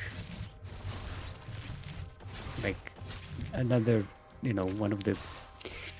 I'm not a linguist. Leave me alone. That gets to drums. I think that's dealt with. I abandoned that thought mid-sentence and just decided. Yeah, and I also just let you linger. I was like, yeah, figure it out. I'm not helping. Yeah, I realized there's no help coming from your end, and there's nothing for me to do with it. I just abandoned the whole situation. It's like you have to learn when to give up. Just GG and go for the next one. I typed GG on that anecdote. Ah, that adept still alive. Yeah, the second one, I believe. Mm-hmm. But Leonardo gets away with getting a third base and a lair now. Okay. Getting that evil chamber, I'm guessing Roches? Oh, it's gonna be late. I don't know, you typically don't get the evo so early, I was gonna say, and it looks like it will be for seconds. I mean, it still could be like, like Link Roach, Link Ravager or something. Mm-hmm. Ooh, there's no spores here. But there are a couple of queens, and they do manage to get the Oracle. It does kill a queen, though. That's a pretty good catch. Mm-hmm. Losing the Oracle, though, for that is not the best. Yeah, probably not ideal. This adept oh, I can take care of one Zergling. Yeah, what is this one Zergling doing here? Uh-oh. This is like the cinematic in the first Wings of Liberty. No, actually, one in Brood War. Yeah, when the two like what is that, Sarge? Where is that, Sarge? Oh, it's a Zerg. It's a small type of Zerg. Zergling, that small Zerg. What is he doing all the way out here? Oh shit. Yeah, that is one of those cinematics that's just, burned into my memory. Especially watching it as an 8-year-old. Mm-hmm. I mean, for the time, Blizzard were always good with cinematics. Yeah. At the time, even with the limited technology, they always managed to get like a lot of very dramatic, good stuff out of their cutscenes. Mm-hmm. Wood War cutscenes were phenomenal. Yeah. We got that whole alien-themed one with the when they destroy the science ship. That was a fantastic one. That one actually scared me as a kid, I remember. Yeah, it was very, very alien. Very aliens, actually. More the second one. Very good one. You have I like the one with the limping Dragoon? Dragoon, yeah. Yeah, it had like a leg cut off or something. Yeah, it's like just like limping around, and they're like, kill it, and then just blow it up, and they're like, woo, we killed it, and then like, oh, there's an entire army of Protoss just decloaking now, and like, uh-oh. You know what? I didn't feel bad for them. Yeah, I don't know, I didn't like them. Go Protoss. How dare you say that? You're a Zerg. Yeah, but I think in that is actually in Brood War I was Protoss. That is true. In Brood War I played Protoss. Except I always liked Zerglings. Mm-hmm. They're cute. Yeah. Now one Hydralisk like, oh, there's a force field. Oh, I'll go around. I mean, yeah, you could do what you got to do. As we were reminiscing about Brood War, we have a Link Hydra composition coming up. Sending a Void Ray against Hydras is not the best of ideas. The Void Ray is now dead. Oh, Ducklings coming in for us around, but there's too much here. They can't quite get it. Yeah, and also the Stalker is just snuggling to the wall. Nice using the position. Yeah, it's a very good position. I like that position is a little precarious because there are a lot of speed zones around it, so the Zerglings could very easily surround you in that area, even without creep. Yeah, definitely. I like the Ling Hydra composition. Very good. How are we doing on upgrades? So we got +1 upgrades for Leonardo. And the well-hydrated Hydralisks, they have movement speed and range upgrade. Catching that observer is also nice. The War Prism, it's very dangerous. There are speed zones. The Hydralisks are much speedier here. Yeah, but they cannot reach quite far enough, and they are going across the map. They're actually ignoring the War Priest completely now. What do we have back at home? We have a lot of Zealots, we have a lot of Stalkers, but that's about it. It's just Gateway Army. Storm is on the way. The Zealots do have charge, and they do have +1 weapons. Stalkers have Blink, for what it's worth. I don't know. Well, they're not in position anyway. The wall is not technically precisely a wall, but there is a cannon here to defend and a shield battery. So it's not quite broken. Leonardo cycles into the third base, manages to kill a whole bunch of probes, but all of these Zerglings will get killed. I think that was worth it, you know? It's a late run by. You expect to lose those Zerglings, and killing 13 probes is fantastic. Yeah, the entire third base pretty much of work of workers went down. There is a storm coming, Goro. I told you like 30 seconds ago. But I don't listen. I know. I'm too busy thinking of something else to say. I know. Look, it's impolite. You don't listen, and my brain is like so like non-functional today that when you said the Stalkers have Blink, I was like, wait, Hydras don't have Blink. Like, wait, he said Stalkers. At least you didn't. At least you didn't call an Infestor Liberator. True. Well, I didn't either. To be fair, my brain did. I stopped it. I stopped it right there. I didn't let that out. Oh, but the Storm, speaking of letting things out. Oh, the Storm is very good against the squishy Ling Hydra. Yeah, definitely. I mean, it does land on the Zerglings and does deal with a big amount of them, but the Hydra still stands for the time being. That was a big red stain there. Yeah. Oh, the Ravagers, the Lurkers. Close enough. The Lurkers don't quite get dug in time, but some of them do manage to still defend here. Prettyfly might try to circle around to that whatever that base is in the north. In the meantime, Leonardo is attacking on the other side of the map, forcing a recall. I don't know if that recall wasn't a bit of an overreaction because it didn't look like that many Zerglings, and now the army is split in half. We have an Archon here, we have some High Templars as well with Storm.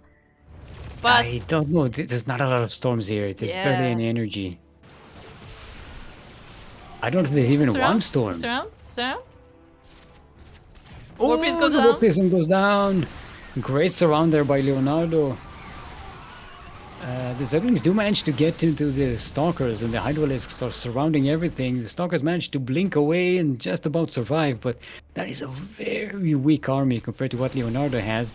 The Stalkers that were recalled earlier do circle to the west base of Leonardo here. So Leonardo losing quite a few bases here. Not the best of situations.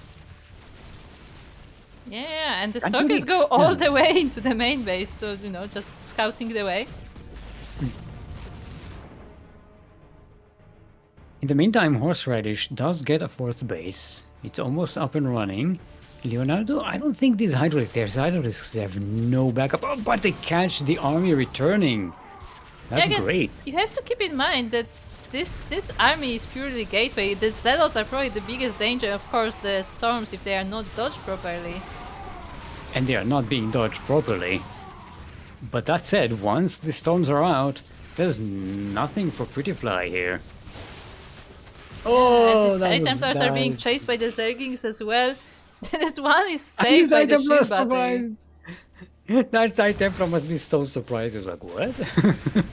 I'm alive? That shouldn't have happened.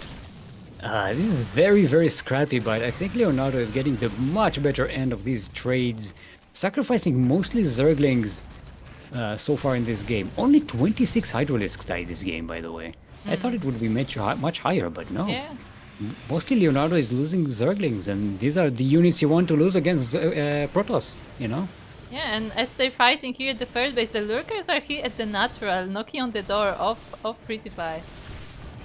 The Hydralisks before, we didn't mention it, but they did snipe the upgrades from Prettyfly by killing the Yeah, forge. the forge was in the wall. There aren't any storms. The problem with storms is that they're energy based, and once you run out, you run out. Can you recharge Yes. High Templars with the thingy? Yes. Then why aren't you doing that? Because you already did that, Yeah. and it's on cooldown. Yeah, I was gonna check. That's but why. Yeah. That's why. Yes. Anyway, GG's call. Leonardo will be taking game number 1 after a pretty scrappy fight. Fights, I should say. Pretty scrappy game with a lot of scrappy fights. Good job on Horseradish, constantly trying to find openings out on the other side of the map with the Blink Stalkers and the Yeah. Charge Lots. But the storm just wasn't enough. There was just so many Hydralisks. Even with the storm destroying so many of them and so many of the Zerglings. It just wasn't enough. So our next map is going to be Incorporeal. The map which is in fact not there. It is Incorporeal.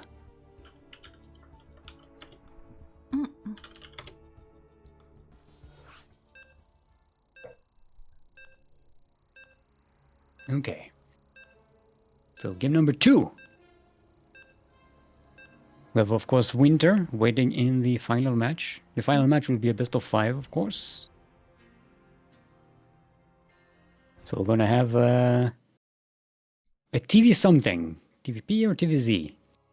Which one would you prefer? TVZ, just because we don't get to see a lot of Zergs in current StarCraft. That's the only reason why, really. Zerg bias. Huh? Zerg bias. No, yeah, no, I actually... Look, yes, I am Zerg biased. No, I will say that. I love watching Zerg games. I know.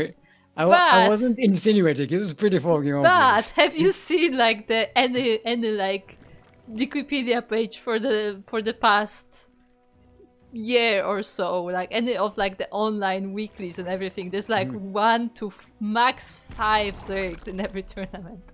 Yeah. Like 5 is like, you know, like a record-breaking number at current times. And speaking of current times, we are on Incorporeal LE. The map which is in fact not there. It is Incorporeal. You can't touch it. You can look, can't touch. In the southeast corner of the map. Give it up for our green Zerg representing Decima Esports. Decima Esports. It is Leonardo.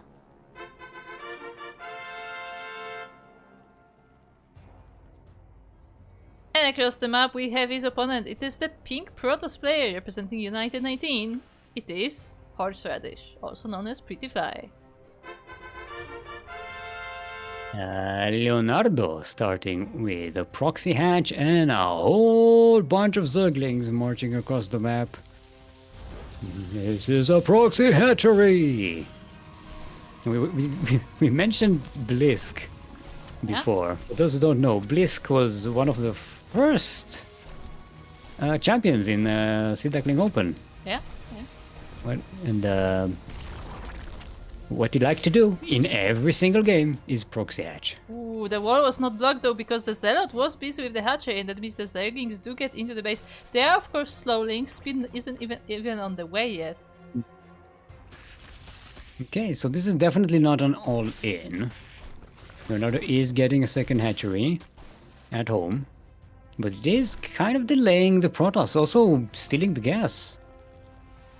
Yeah. That's very detrimental to the to a Ooh, young and- Protoss. And Protoss is also forced to make a full wall.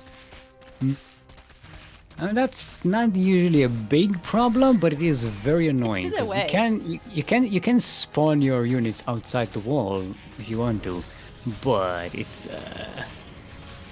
Yeah, but yeah, you still it is have to waste resources for all of this infrastructure that you have to essentially destroy after. Yeah. And maybe losing the cybernetics core as well.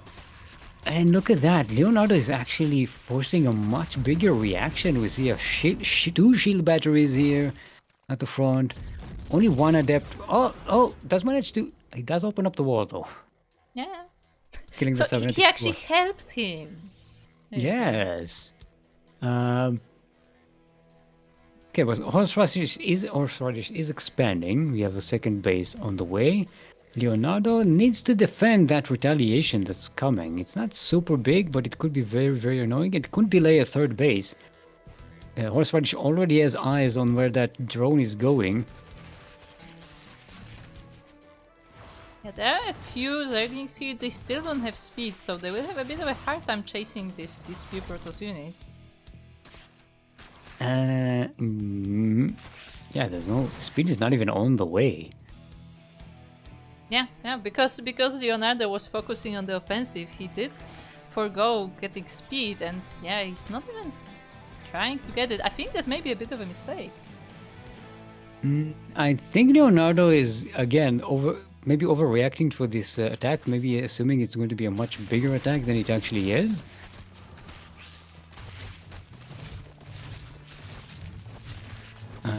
Yeah, there's speed on the way now, and finally the third hatchery manages to go down. That drone was sniped by the drone that went out to set up a third base earlier. And now Pretty Fly going to go with a Stargate. And finally going to try and get rid of this damn extractor.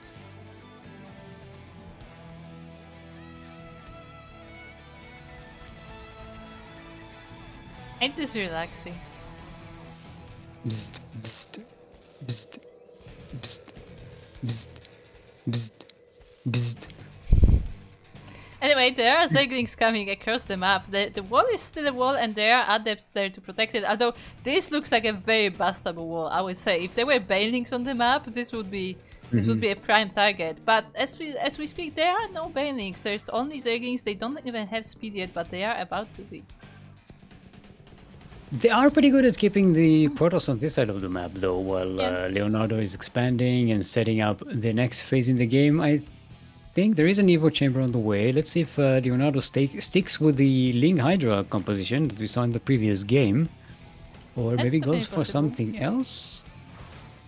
Oh, the wall is not a wall! Oh, it does manage to surround the Zealot and the Adept, but with the shield battery and backup Adepts, Leonardo can't really stay here and wisely chooses to save the Zerglings and keep them around for another opportunity.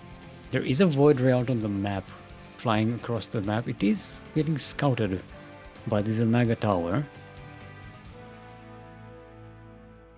Yeah, and as you said, once again, Leonardo is going for Hydras, but this time Pretty Fly chooses a different strategy as he goes for Glaives. Glaved Adepts and Void Ray Harassment. I mean, Glaives will do pretty well against the Hydralisks. Yes. One day. They do extra damage against light units. And they're also a lot more mobile with the They slip through. shading. The wall gets squeezed. They're just squeezing around the Yeah, probe. the hit is squeezing through. They do manage to get to the mineral line. There's only one Zealot to defend here. Maybe they'll force a recall. Oh, can you get snipe the Glaives maybe? No, I don't think No, they're Leonardo going pays for the- attention to that. Instead, goes for the damage and in the end focuses the cannon instead. That I don't think that was worth it. Yeah, there are a couple of Zerglings left here in the main base, which is annoying, but if the probes are enough to deal with that. Oh, but no, it still delays the mining for quite a long time. True, but I feel like he could have done so much damage just focusing the probes themselves.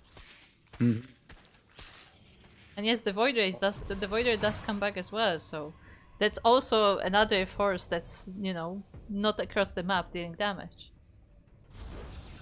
And Leonardo uses this opportunity to just get the stack up, start to build those Hydralisks, get their upgrades up. There is speed upgrade, the range upgrade is already finished. Speed upgrade started a few seconds ago. Continuously drawing up, getting more gases, getting a second Evo chamber. No fourth base just yet. And horseradish expanding to a third base, and we see a gateway explosion coming up. And we're going to go to a beef wave. Maybe. That said, do we have any warping points actually? We don't have a warp priest. I mean, Robo is on the way, so I guess Horseradish will wait for that warp priest then? Possibly. I hope for Pretty Fly that it's not too late. Yeah, because Leonardo is building a pretty nifty army here. Exactly. I feel like the longer Horseradish waits, the more difficult it will be to break through Leonardo's army. Wait, are those is that? That's the Overlord speed thingy, right? Yes. Is that something you normally take as a Zerg? I haven't seen that in a long time, I think. You do sometimes.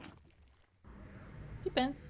I feel like ever since Dropper Lords have not been a thing, that upgrade disappeared. I feel like that's like the like kind of like personal preference kind of upgrade. Like you get better scouting, and also when you have like Void Rays on the map, like your Overlords are safer because they can run away. Oh, but we have the engagement. The air units are down, both the Oracle and the Void Ray. But now Leonardo sees the Glaives. The Glaved Adepts. Ooh, they are strong. They are powerful against the Hydralisks. The Hydralisks are just too squishy. They don't have any armor upgrades. So they take the full brunt of that damage. Yeah, and the Adepts are in the bases themselves. The Queens are trying to help with the defense, and some of the Adepts will stay in the ramp, but the rest of them are getting straight into the main.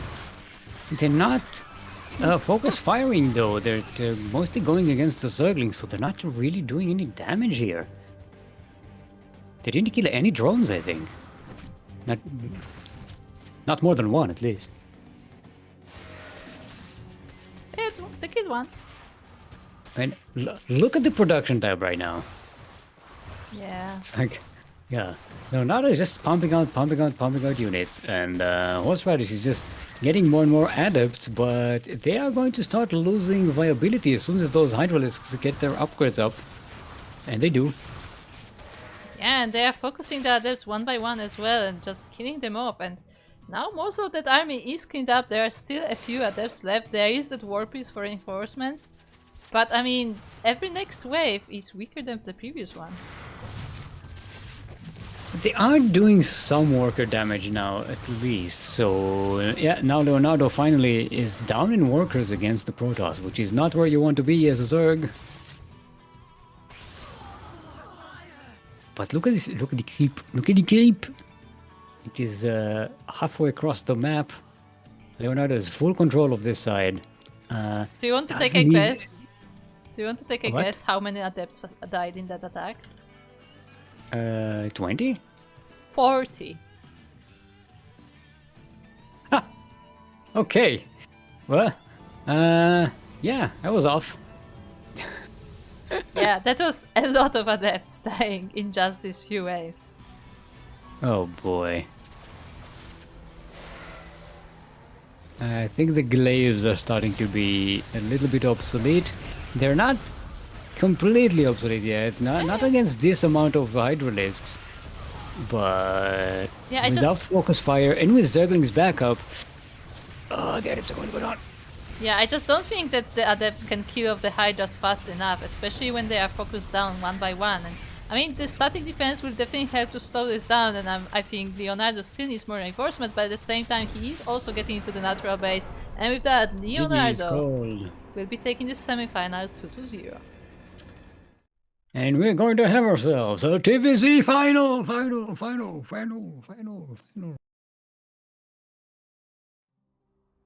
That was a nice series. I liked it. Horseradish was definitely going with interesting stuff with the glaive adepts, and it worked pretty well for a while. But with enough hydralisks, and if they get their upgrades, they start to turn the tide, I think. So it kind of loses viability at some point, and if you don't have a backup plan after that, you're kind of stuck. Yeah. So And- we stay on EU, right? I believe so, yeah. Yes. Should I go to NA and maybe bring Winter? You can. Because he won't see the if he's watching stream, he won't see it for 2 minutes. Yeah. In the meantime, I shall get ready for the random raffle. And he's not here. Okay, we'll do the random raffle. We're going to take a break before the final anyway. So we'll take a 5-minute break. After that, we will do the raffle. We have a participation raffle for this tournament as well as for our other tournaments. If you participate in the tournament and finish at least one series, whether you won or lost does not matter. As long as you played the entire series, you get to participate in our random raffle, which wins you, or anybody else participating wins $5 from the prize pool of the tournament. So even if you're not going to win the game, the tournament, you can still win the money. So go ahead and participate in our tournaments. So it's worthwhile. Sometimes even Yakuzaku manages to win this raffle. So your chances are as good as anyone's.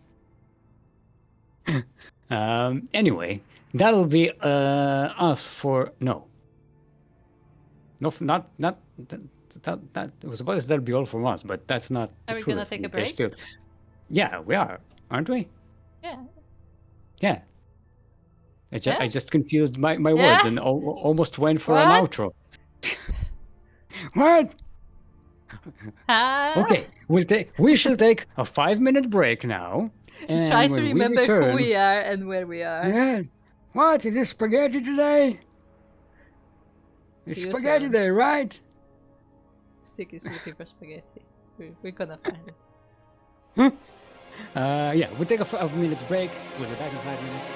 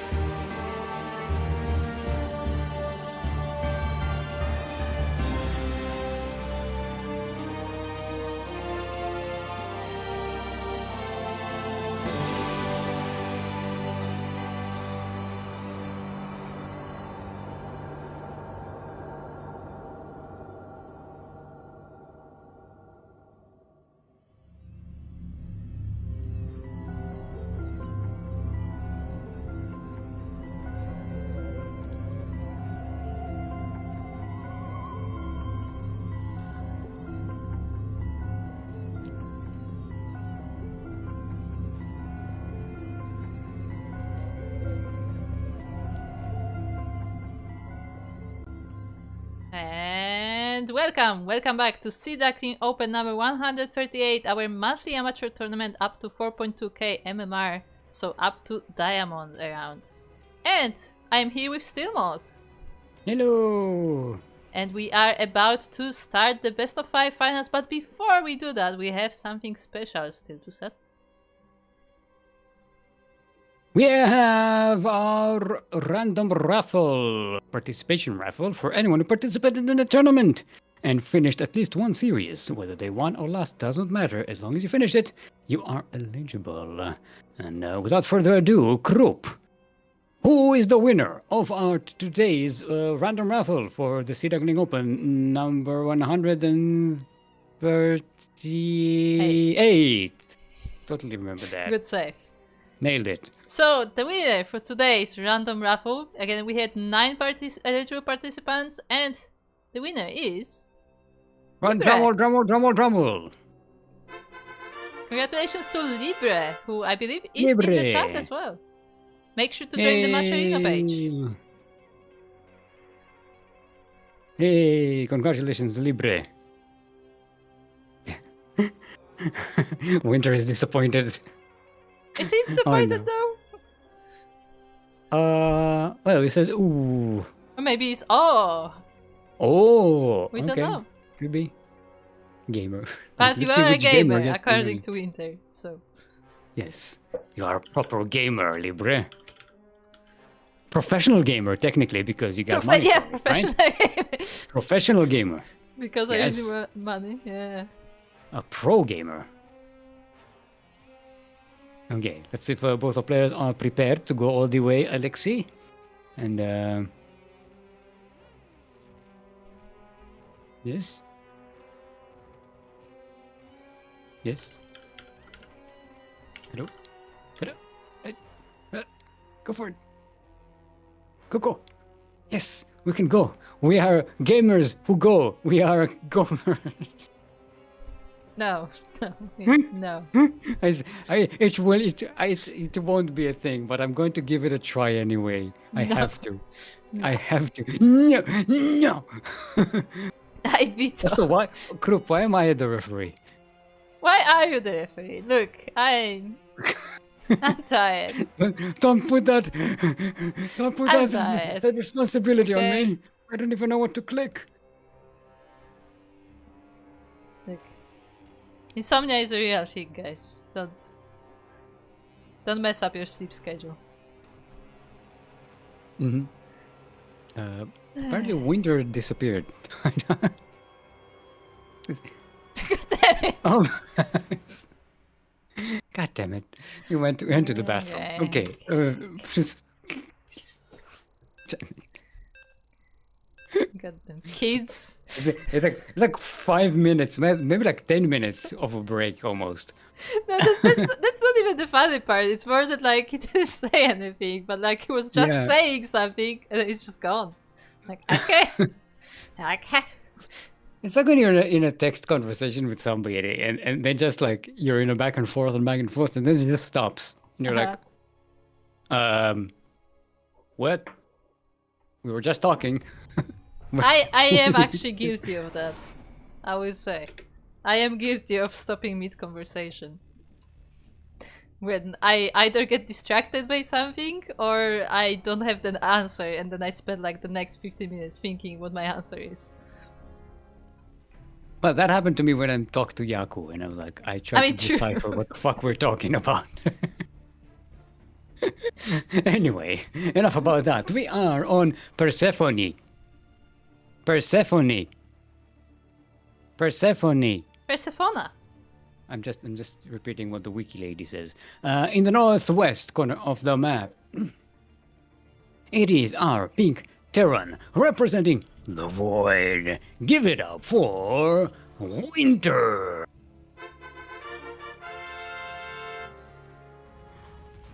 And across the map we have his opponent. It is the Red Zerg player representing Decima Esports. It is Leonardo. And, hold on, predictions Yes, are about to be live. Predictone. Hold on.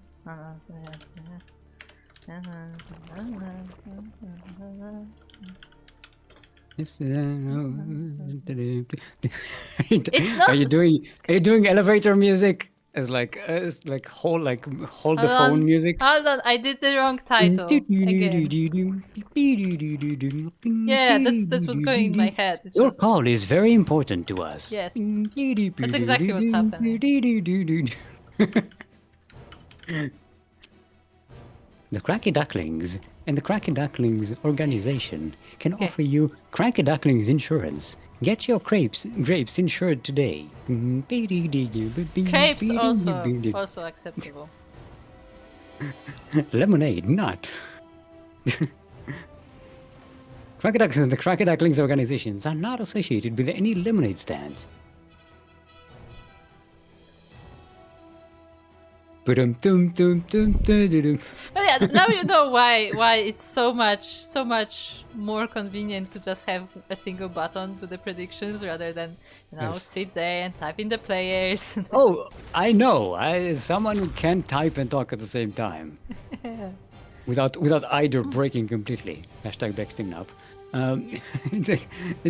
Yeah. I know. I prefer buttons. Also, yes, for those checking, Wikipedia should be coming back online.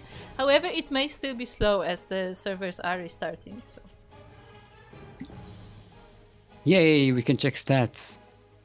oh, no. Not the player, the stats, the stacks. I miss that. I also miss Wikipedia. It's still not loading.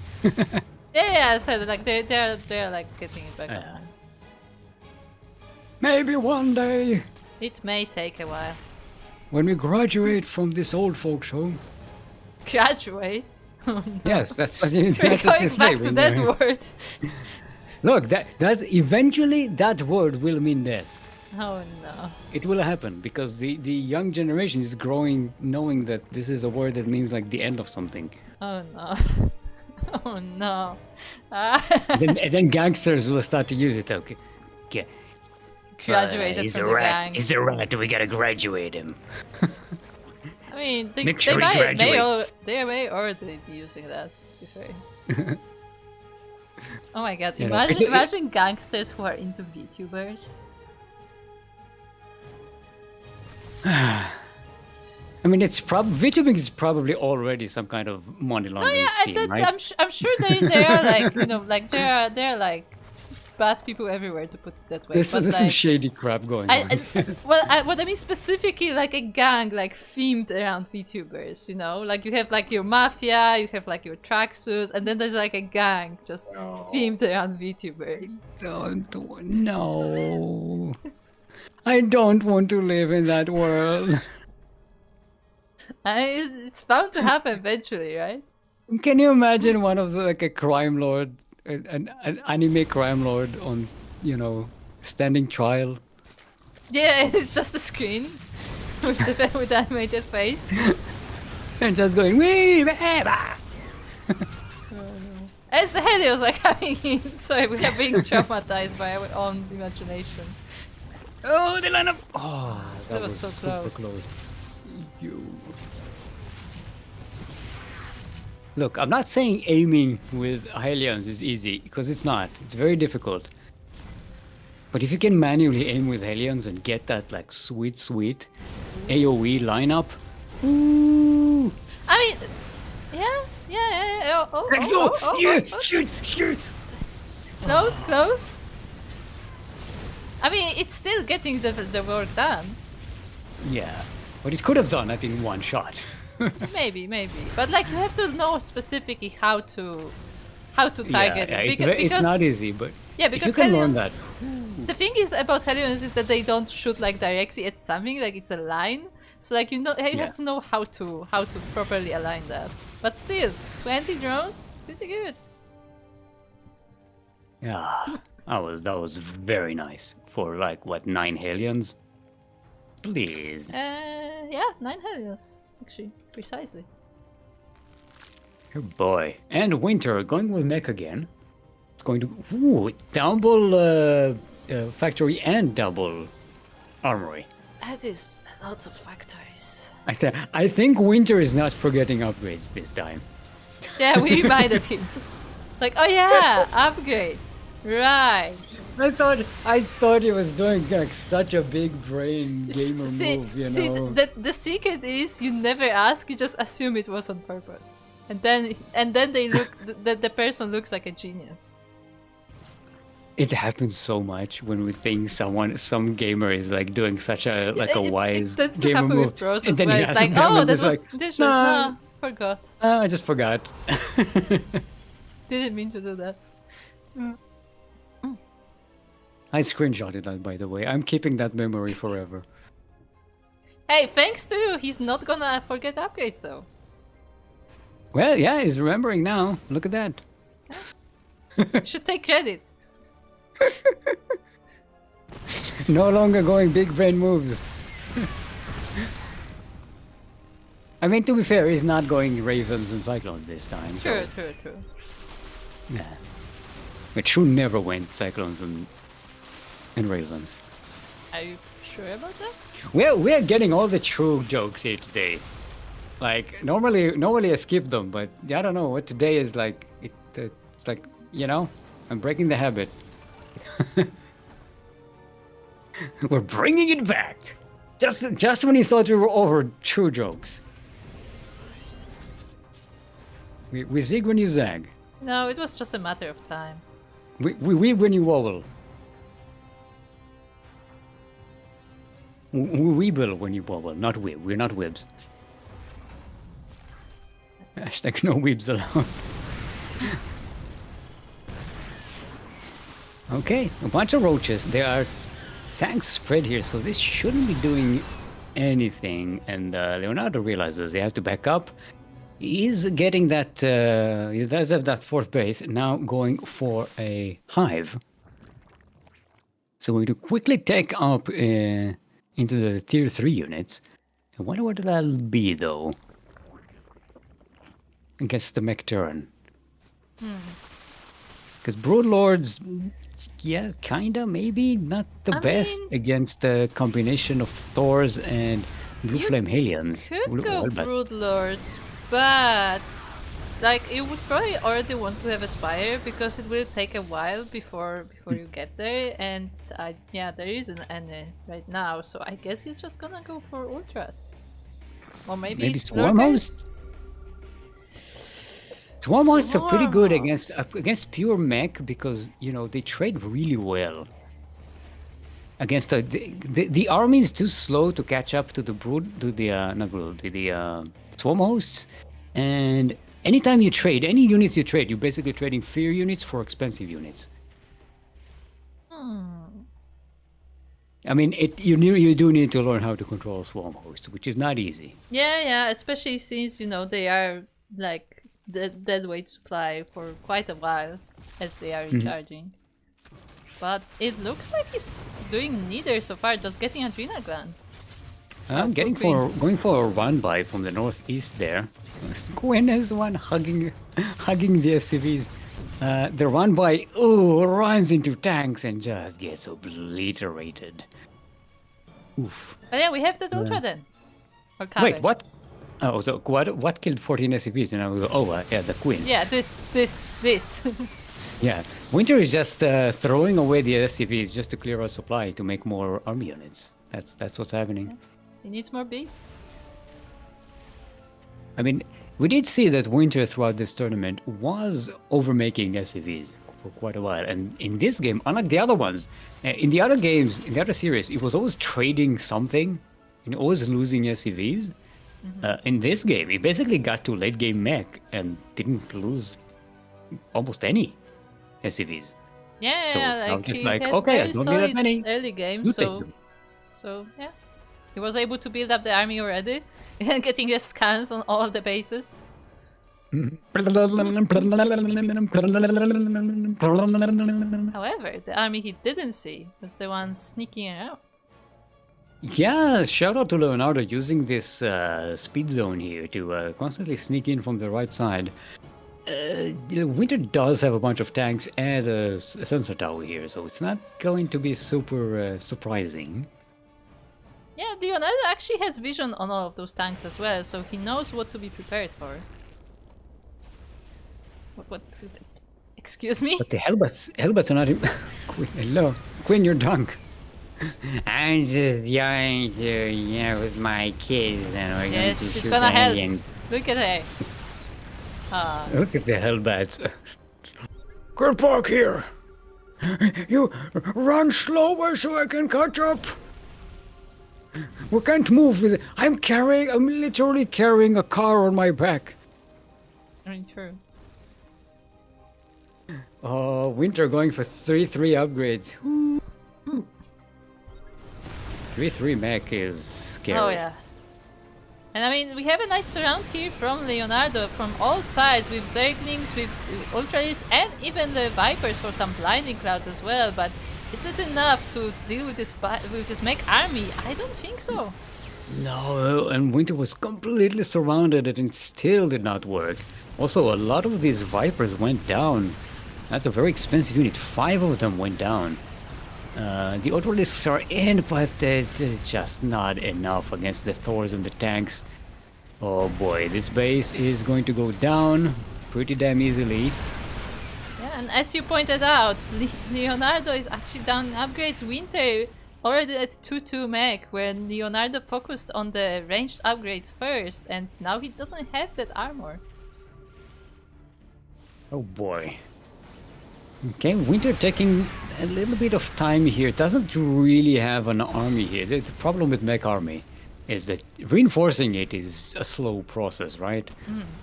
These units don't just go fast across the map. I mean, other than the Hellions, but Thors are just waddling across. Tanks take their time. These Thors are in a precarious position. They're not backed up by the tanks completely, and they do get sniped by the Ultralisks. But Leonardo is just losing a lot of them. And the trade is heavily in favor of Winter here. Yeah, just more reinforcements streaming in from the Terran side. More Thors! This is actually like pure tank Thor army with some Hellions here and there. And yeah, it's just marching forward. Once Winter realizes, oh, you're not going Broodlords, I don't even need those Hellbats. I just need them for the occasional Zergling run by, but that's it. Don't really need that many of them. I can have the rest be Thors and tanks.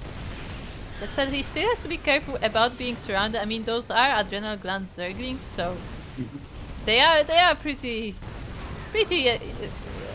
aggressive. They're coming from the side. They do get to the Thors, and that's very dangerous. But the tanks are doing a good job of AoEing them out. GG is cold, and Winter will be taking game number 1 in a very mechanical fashion.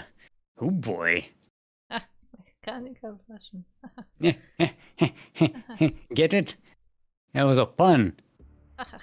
Or play on words. Ah, play on words. That's words you play with.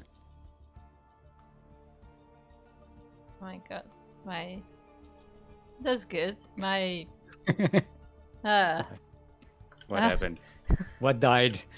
No, nothing died, but like I have You're making panic noises. I have my notepad window on the at a very specific size, and today Windows decided that I'm wrong. As is always the case, yes. And just put it at the size that it decided to put it, which was like most of my screen. I was like, what is going on?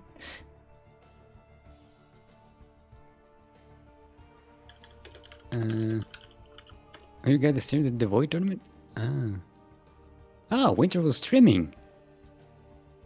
Yeah, apparently so. Apparently. Yeah, there are amateur tournaments from Clan the Void, in case anybody is interested. The Void! How can you say the Void? You have to say the Void. The Void!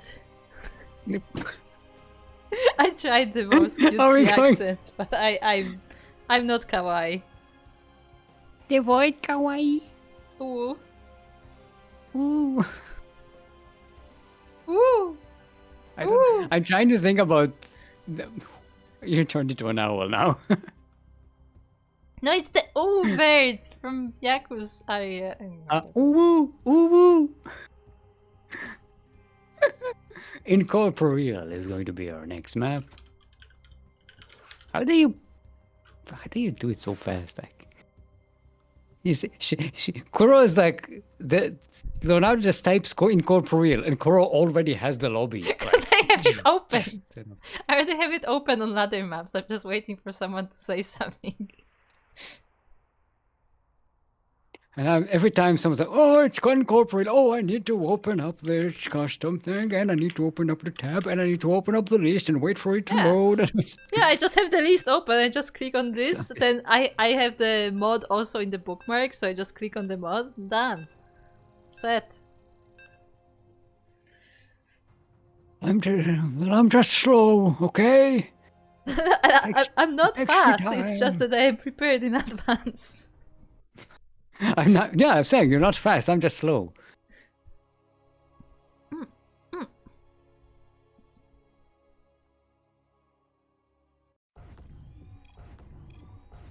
Anyway, speaking of slow, we are on Incorporeal. LE. Incorporeal, of course, does not exist. You cannot touch it.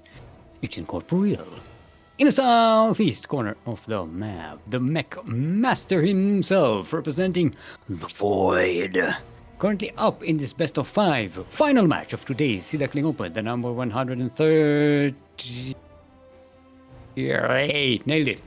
It is our pink Terran, Winter.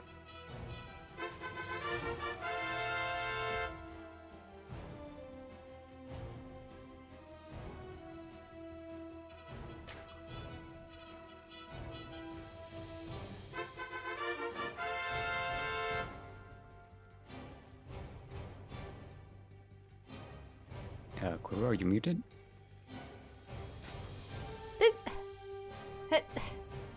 I'm not redoing the intro. I did it, okay? It's legit, it counts. Leonardo, Wait, no, were you muted on OBS as well? Yes, I have one button for that.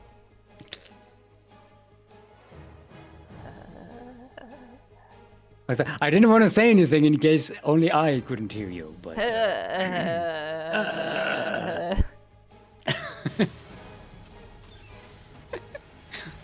Everything is perfect, nothing went wrong. No technical difficulties today. Look, we're doing pretty well for, you know, the supposed technical difficulties that destroyed our stream, right? Yeah, I know you do. I know you don't like to hear it, but you're doing fantastically well for someone who woke up late today with all the technical difficulties involved with the tournament. So everyone, please have a thanks Kuro in chat. SDO Kuro. Ooh. Yeah, we are referencing the birds that live outside of Yakuzaku's house. Yeah, they're called. Just go. They called the koel birds. Yeah, and they just go ooh ooh ooh ooh ooh ooh ooh. If Yaku is in the chat, he would be immediately triggered. So we know that he's not watching. Basically, he lives in Singapore. It's a rainforest. He lives in a rainforest. It's an apartment building, but it's technically a rainforest, and the birds don't know the difference. So he's got like jungle noises outside the window. Look, I like the koel birds, and I think they actually sound nice. I don't mind them at all. But still, nothing will beat the Australian ravens. You should look up the sounds of an Australian raven. Okay, that's what I'm doing right now. Okay. Australian raven sound. Call. Just type call. Call. Ding call Australian raven. Ding ding. It's like my auto assistant calling Australian ravens.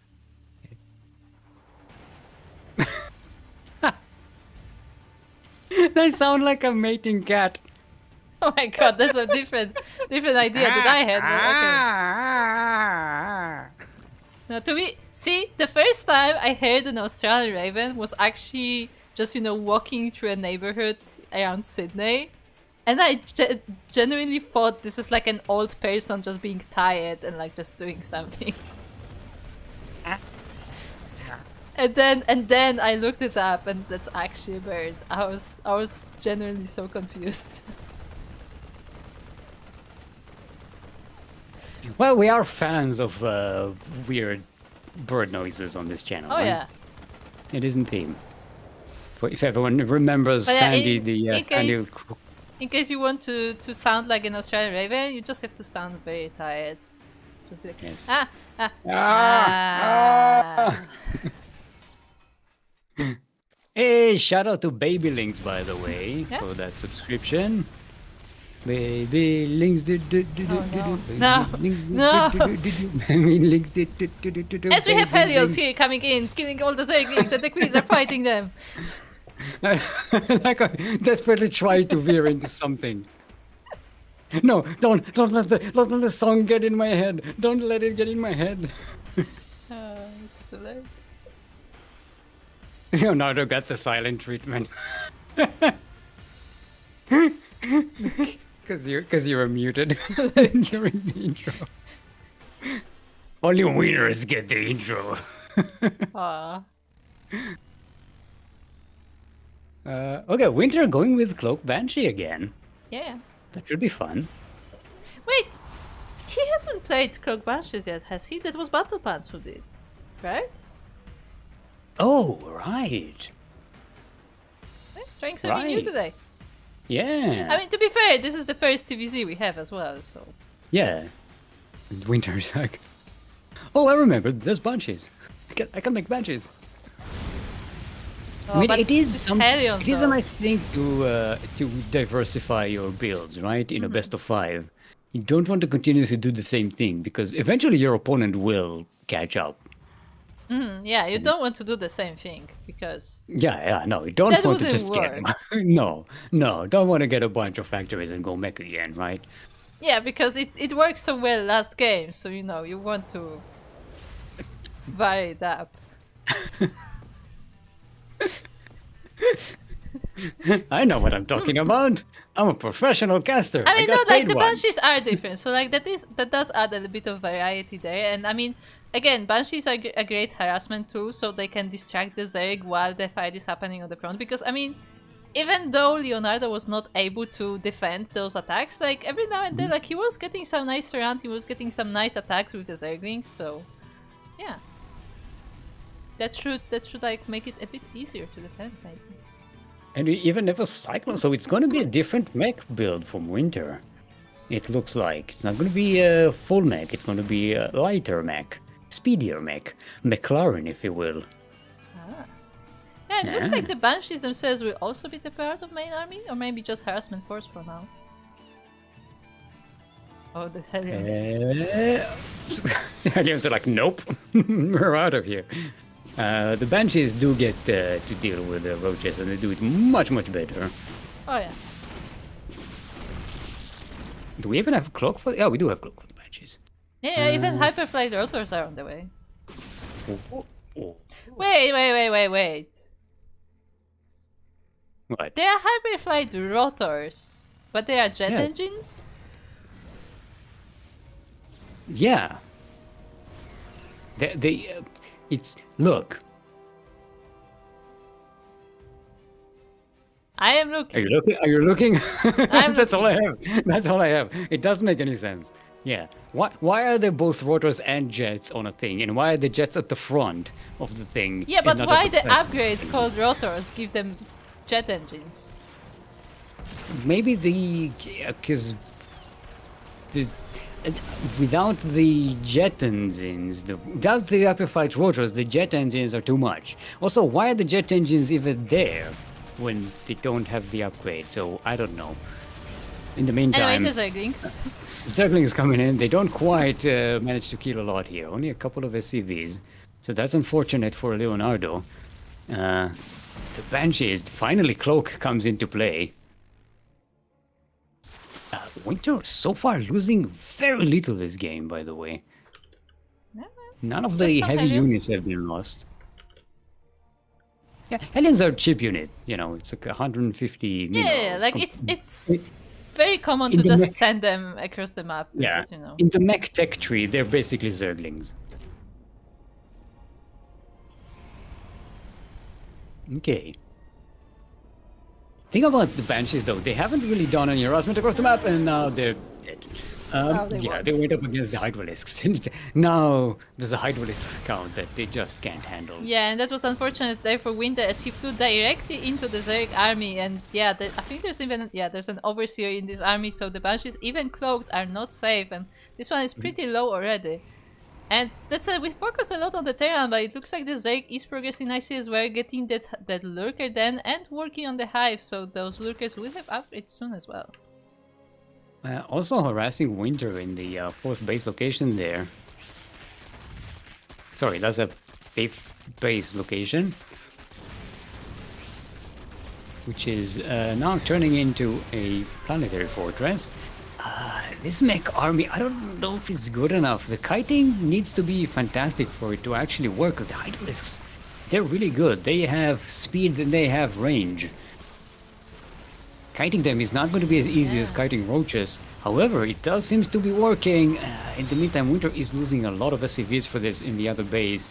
So, even though he manages to survive and keep the army alive, economically, this is doing a lot of damage. Ooh, yeah, I mean... is that a lost base? Yes, he lost the entire base as he was kiting only part of the army of the Zerg in that base together with the planetary and everything, and that helped him to clean it up, but yeah, he left the other half of the army unchecked and he was able to clean out this entire base.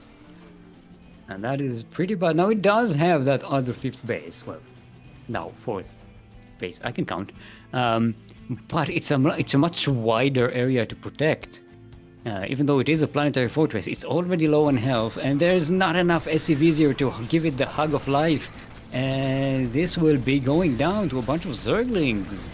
Yeah, at the same time, we have another attack by the Hydras, and they're also taking down another planetary. So, yeah, Winter is starting to run out of bases.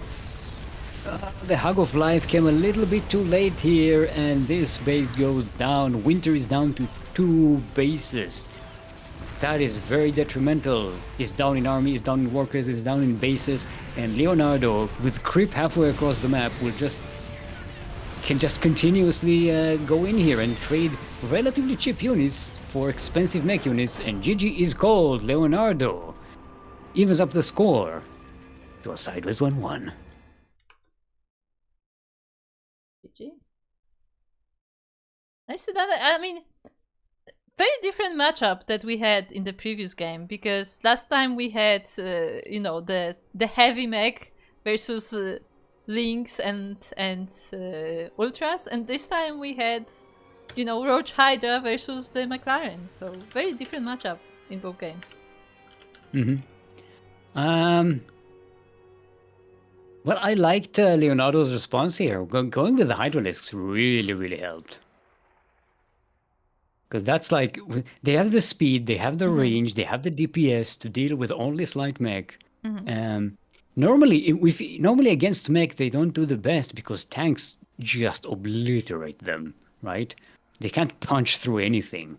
And even though they're good anti-air, you know, other than sniping Vikings and the occasional Raven, they're not really that good in that composition.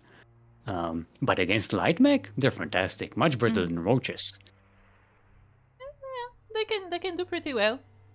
And I mean, again, as you said, they have that high DPS. They're like kind of sometimes called the Zerg Marines in a way. Because they are. They're like Marines with more. They're like Marines with constant steam and more health, right?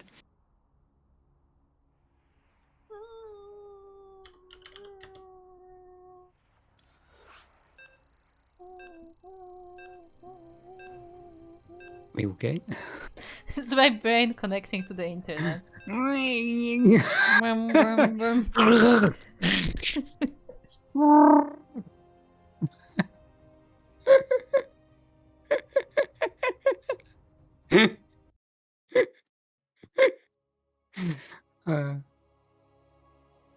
Okay, ley lines. Why does this map has a giant laser? I don't know.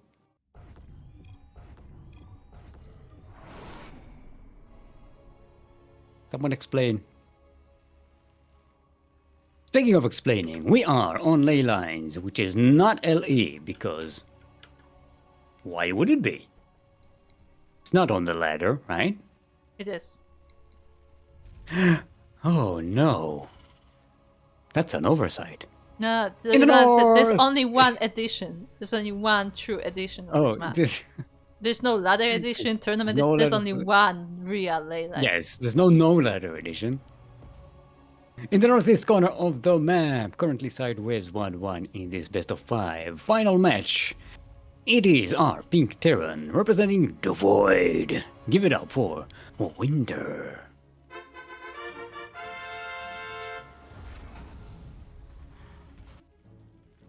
I am unmuted. Yes, you are. And across the map, we have his opponent. It is the red Zerg player representing Decima Esports. It is Leonardo.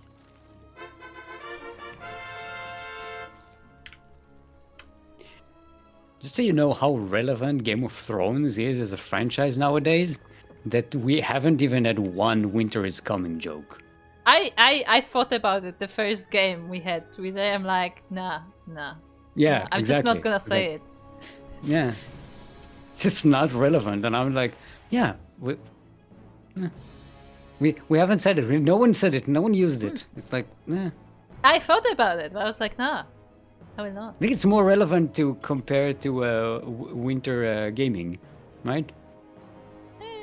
Sure. It's more of a relevant reference for StarCraft 2. I mean, it's been for years though. Still more relevant than Game of Thrones, right? Like, I watched like half a season of Game of Thrones. I don't think I even finished the first one, so I'm definitely not an expert on the topic. Yeah, I know I it's a abandoned thing. it somewhere in the middle at some point because it was just getting too ridiculous and annoying. I don't know. I think that was in the middle of first season. I don't remember. It's all blending together with like all the other shows that I watched once at some point. Who has time to watch shows anymore? No, because I also watched Shadow and Bone, and now it's like in my memory it's blending together for some reason. I don't know why, because they're very different shows, just both fantasy. I mean, yeah, it's for most fantasy shows, kind of, in movies, kind of meld in your brain at some point. Nice block there by Winter. Oh, there is even a Reaper here.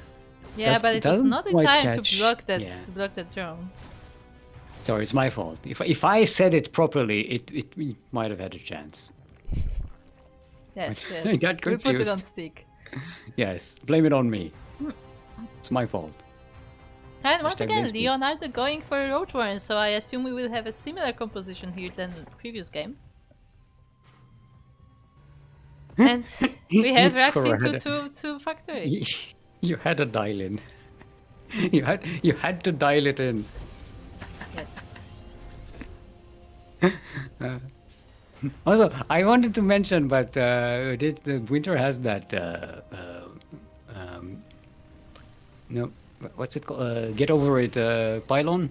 Not get over it. Deal with it. Deal with it, pylon. Yes, that is what I was trying to point out when I was looking at the floating barracks, but you were busy with something else, so I didn't want to disturb you, so I just stared at the barracks awkwardly.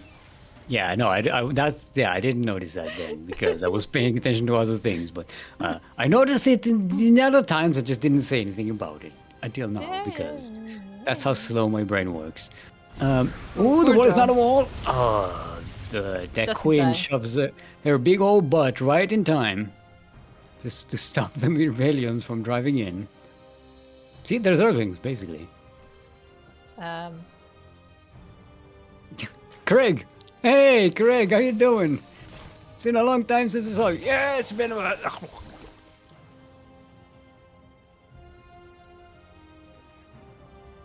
I think he died.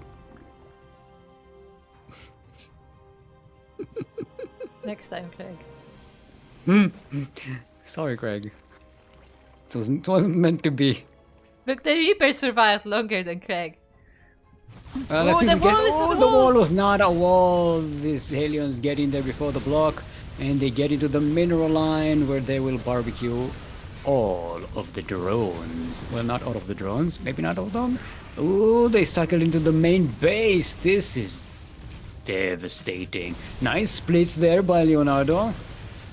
Yes, yeah. Well done, minimizing the damage. The queens will be able to clean this up, but already did quite a lot of damage, going in for another wave. Yeah, for all these Hellions, that is pretty good damage. I mean, they are Blue Flame Hellions, so obviously they will do damage quite quickly, but it was 25 drones for 9 Hellions and a Reaper. So overall, not bad, not bad at all. And the Marine, technically. I don't know if the Marine... I don't know if Craig counts. Mm, He was a scout. He went to see if the wall was open, and it was. He managed to get through the wall. true, he was the scouting party. Okay, the barracks is floated up, as is tradition. I like it has a decal stapled on it. I think someone had to climb on the roof of the barracks to just spray paint Yes, the decal. that's exactly what they did. The Trojan is stuck. Ah, it's trying to get out. Ma'am, I want to see, ma'am. Let me out, ma'am. When I No, can see. you have to eat your vegetables first. Eat your vegetable first. Ma'am, you wanna get. Okay, you can go play outside. Don't forget, come back home before dinner. Like that roach just stayed there. Yeah, it's like, fine, I'm not going anywhere. It's still like, you fine, I'm not going anywhere. Nah, it's just here. I don't want to go anymore. I don't want to go. It's like a cat that's scratching at the door to go out Yeah, and open the that's door, and just just like, there. and just sit there like, man, I just want the door open. It's a nice roach Roaches are army. cleaning up here. There are widow mines here, though. The base will have to be evacuated. Widows don't do that much to roaches, but that said, they were already pretty bruised, and a few of them do go down, but 10 workers and the base is denied for the time being. But it wasn't destroyed, it was floated up, so Yes, it can be yes. set up pretty easily. And Winter still ahead in workers. This attack not over just yet. But more tanks are on the way for Winter. It looks like it's going to be a full mech composition, not wasting time with any more cyclones. Yeah, it's not gonna be the McLaren, we're going for the full mech. I wonder if we will once again see the Thors as well, for the time being, at least tanks. Thor is here! No, he's not here yet. Why? Where's the Thor? He's Why is stuck Thor on the not bus. here? Stuck on the bus. Imagine Thor trying to get on a bus. Or it's just riding on the bus. Yeah. And It's like that but he's- Sony's map. But he's like a cat, and like he's actually afraid of heights, so like he got on the bus, but he cannot get down. No, the drone! Drone! Ah! Also, Winter doesn't have a barrack, so he can't make any more factories. Look, he has all he needs, okay? I don't need no more factories. Look at this setup. Yes, nothing gets stuck behind. Nothing gets Yaku cursed.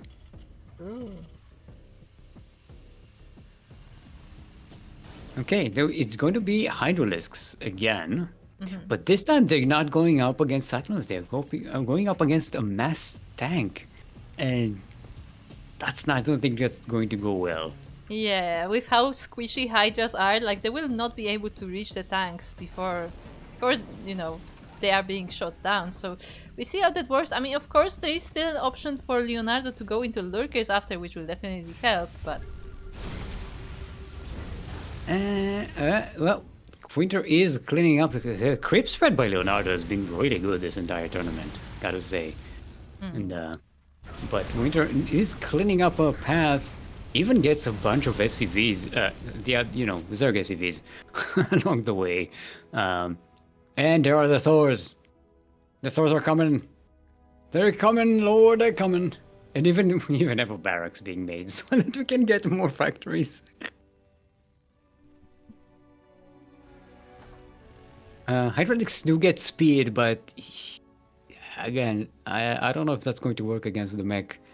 Winter is pretty good with the upgrades this time. It's going to be +2 and 1. +2 weapons, +1 armor. Not +2 and 2. Okay, Roaches are pretty good against Helion, but once they get into the tanks... Oh, they almost ran into the tanks. Yeah, one shot and they know to not approach this area. I mean, look how many tanks are here, and they are spread out as well. Mm-hmm. Yeah, this is basically defending the natural and the... Sorry, the third base and the natural and the fourth. With the upgrades, it's only going to do even more damage. And with the Thors, you now have anti-air, you have a pretty good way of dealing with the roaches very easily, that even if they get close to the tanks, there's enough firepower to destroy them. Ooh, we are getting swarm hosts and a lurker upgrade. What? No, it's the Hydralisk upgrade, right? What? Actually, Lunge. Oh, it's lunge yeah, ability. that's Okay. Hydra ability thingy. I don't think I've ever seen that, actually. I have not had a chance to use it yet. Yeah, that's the steam that Hydralisks have, right? Yeah, sure. Let's call it steam. Oh, winter is moving. I was about to say winter is coming. No, winter is moving. Ooh, but the tanks are on siege, and a few of them do get caught, but there's so much more coming. Yeah, and it was a great surround there. Everybody, all the Zerg are on the low ground, with the Hellbats at the front, tanking in the damage. But the Swarmers are coming in from the flank. They could catch this army from the back and be very devastating, especially if the Hellbats are not in position to deal. Oh, they are in position to deal with the Swarmers, the Locusts. So, yeah, that's not going to work.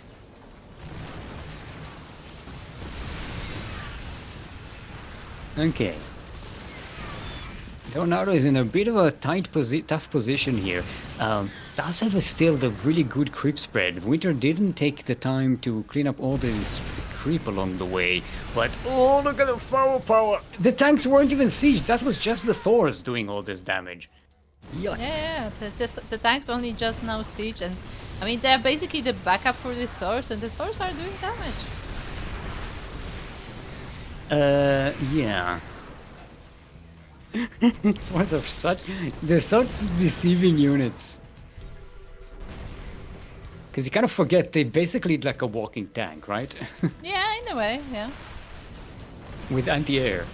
With two types of anti-air. Nice surround here from Leonardo, but again, this is not enough units to defeat this entire mech army. Well, there's not enough backup here for the tanks. Well, some Hellions do come in, turn into Hellbats. I was afraid maybe like a Ling Ranbai would be able to clean this up pretty easily, but yeah, not with the Hellions in the zone. And the upgrade gets denied as well for Leonardo. Still, there's a flank coming in from the back with the swarm hosts, and it's going to clean up some of the tanks, but it's not going to be enough. Winter is just marching these. No, the swarm hosts walk right into the Terran army, and the Thors will just destroy them. I don't know if that was intentional or not, but I mean... It was not intentional. Yeah, there's not much left here for Leonardo, and there are just reinforcements coming from the side of Winter, and yeah, this is a pretty strong attack here. Terran, only 4 Thors were lost in this game, so they're a pretty good survival rate. And GG's gold. Winter will be taking game number 3, and will be on match point to win the tournament.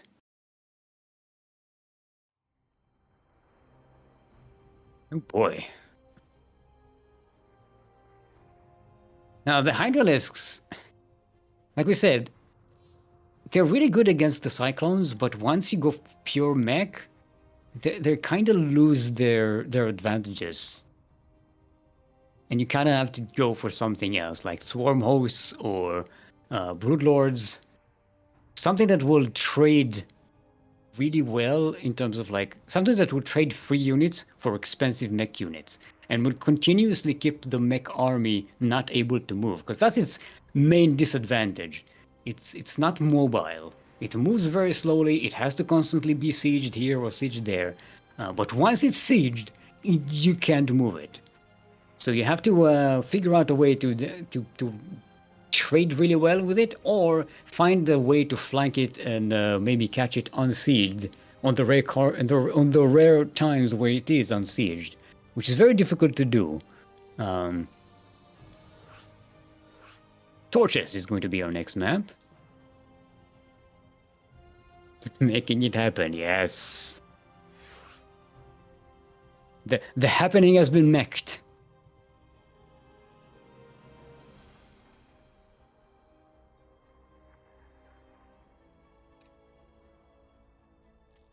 All right. Are you muted again?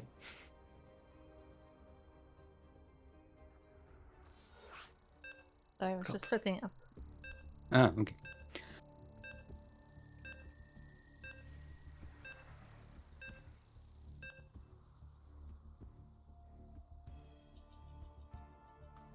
Torches, is that the one with the dead zealots? No. Statues? No. No, it's a statues, this, but the dead cells is- were on Eldorado. this is the one with the gold coins, right? That's Because I remember Eldorado doesn't have it. No, Eldorado had gold coins. Ah. My brain doesn't remember things. Anyway, we are on Torches LE, speaking of things I don't remember. Oh, we already saw this map today. Of course I should know it. I have no excuses. In the southeast corner of the map, representing Team Devoid, on match point to win this entire tournament. Give it up for our pink Terran. It is Winter. I keep pressing the wrong hotkey. And across the map we have his opponent. It is the red Zerg player representing Decima Esports. It is Leonardo. And we have quite an opening. We have proxy turrets. Boo, boo, boo, boo, boo, boo, boo, boo, boo. 2? What? 2 racks? 2 racks. 3 racks. 3 racks. Yeah, baby. I'm assuming it's going to be Reapers, right? No. There is no gas. Oh. So I think it's just 3 racks Marine. Hello.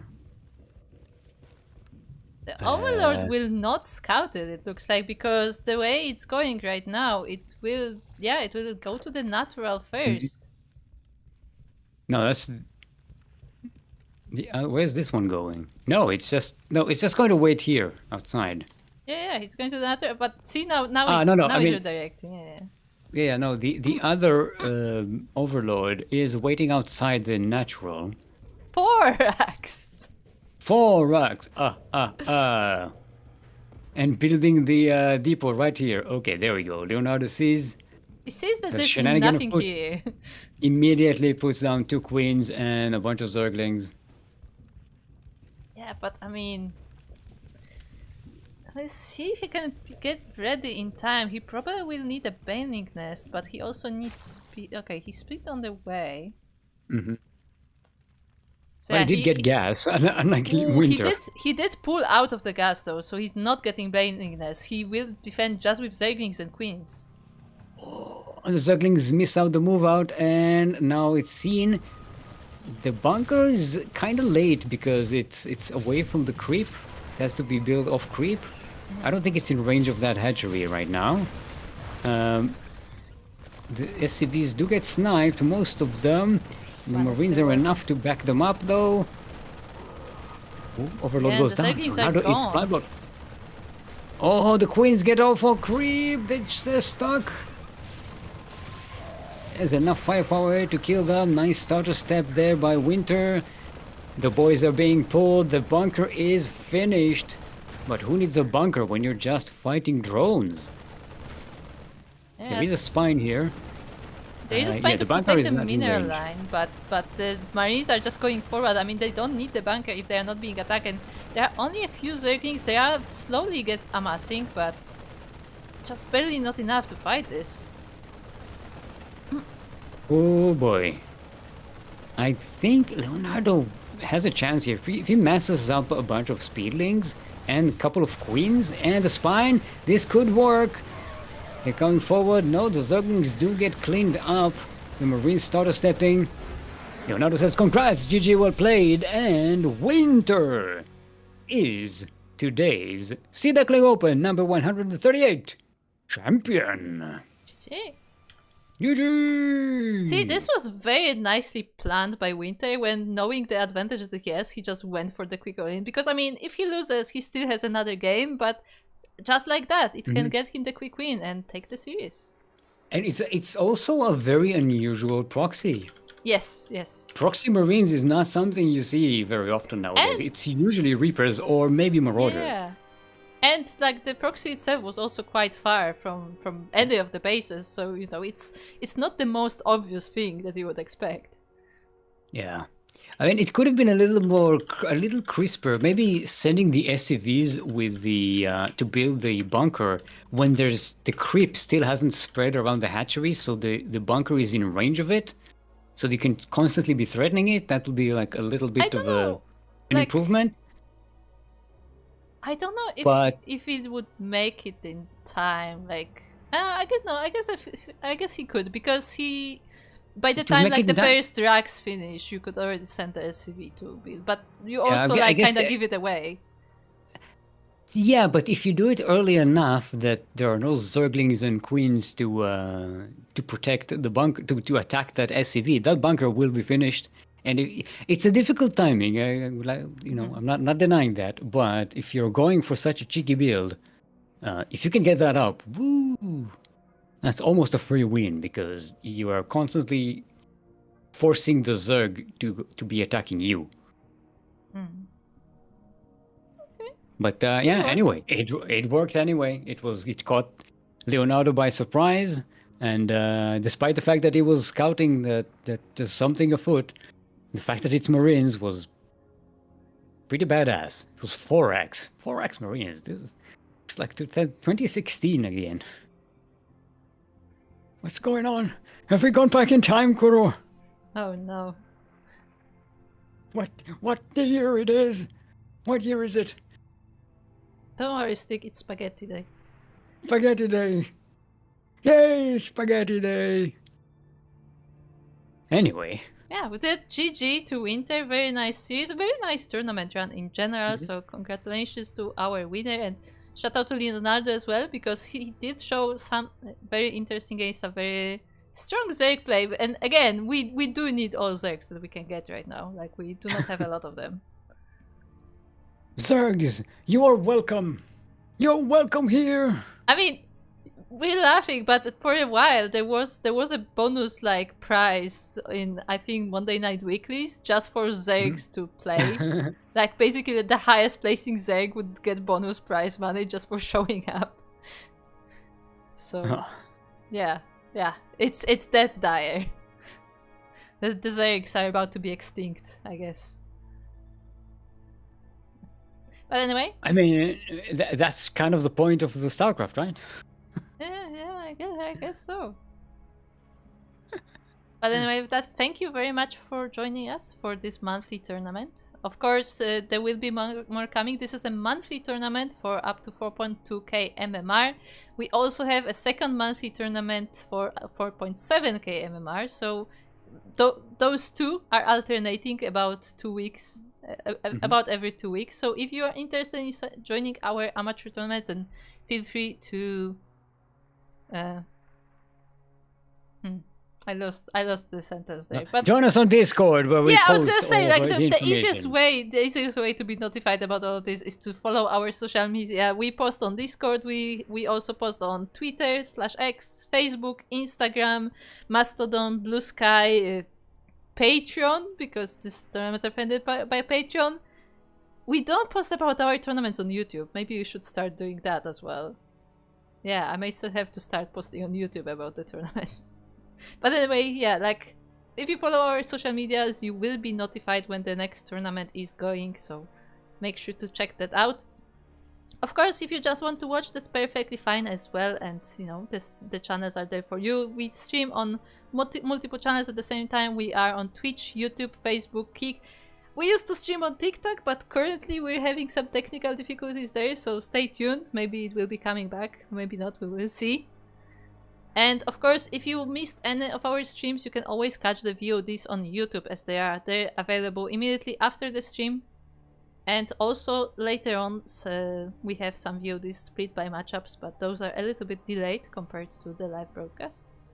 So yeah, if you want to check any of those out, that is available to you.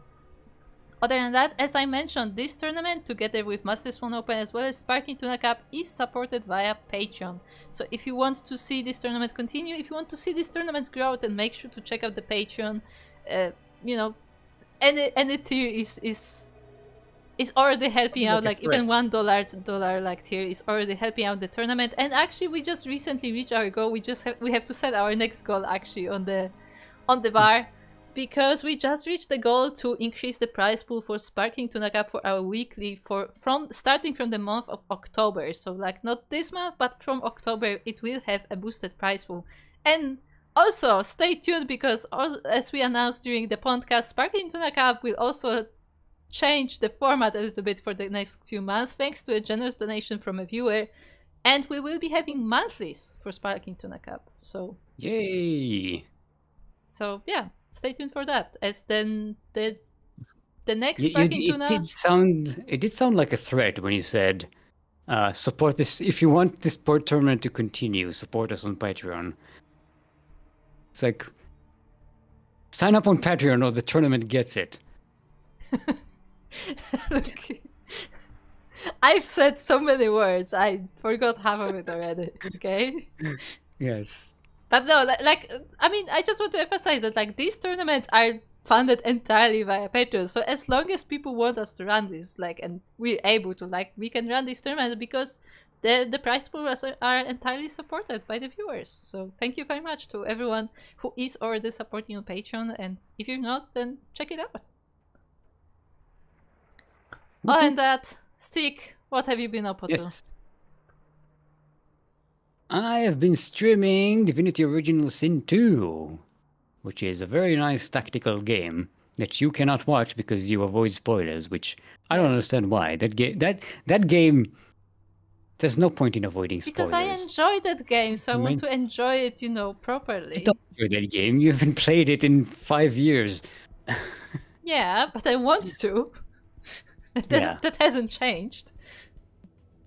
Yeah. Anyway, I'll still be streaming it in about, I don't know, 10 minutes or so. Yeah.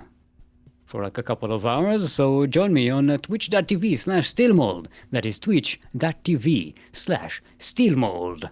And Krupp, where can people find more of you? Well, usually you can find me at the CranKy Ducklings, as I'm working behind the scenes on stuff that you can see on the channel. Other than that, I do stream on my own channel at 16 Squad Sanseki, both on Twitch and YouTube. However, my streams are rather irregular, so keep that in mind.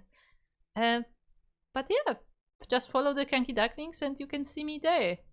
And I was gonna say something, but I completely forgot. Of course, our next stream should be the Maestros of the game. Group C, the group stage is currently underway, and the next part of the group stage starts in around... Oh no, math on stream. Around 3 hours from now should be the next part of the group stage. So if you want to tune into that will be available to you. Of course, that will be with Light, as me and Still are only here for the amateur tournament. So yeah, if you want to enjoy some Light casting, then he will be here soon. And with that, I think that's all. Yes, thank you. Thank you. Bye. We will now look for somebody to raid, preferably a StarCraft streamer, so stay tuned and see you next time. Bye. Bye.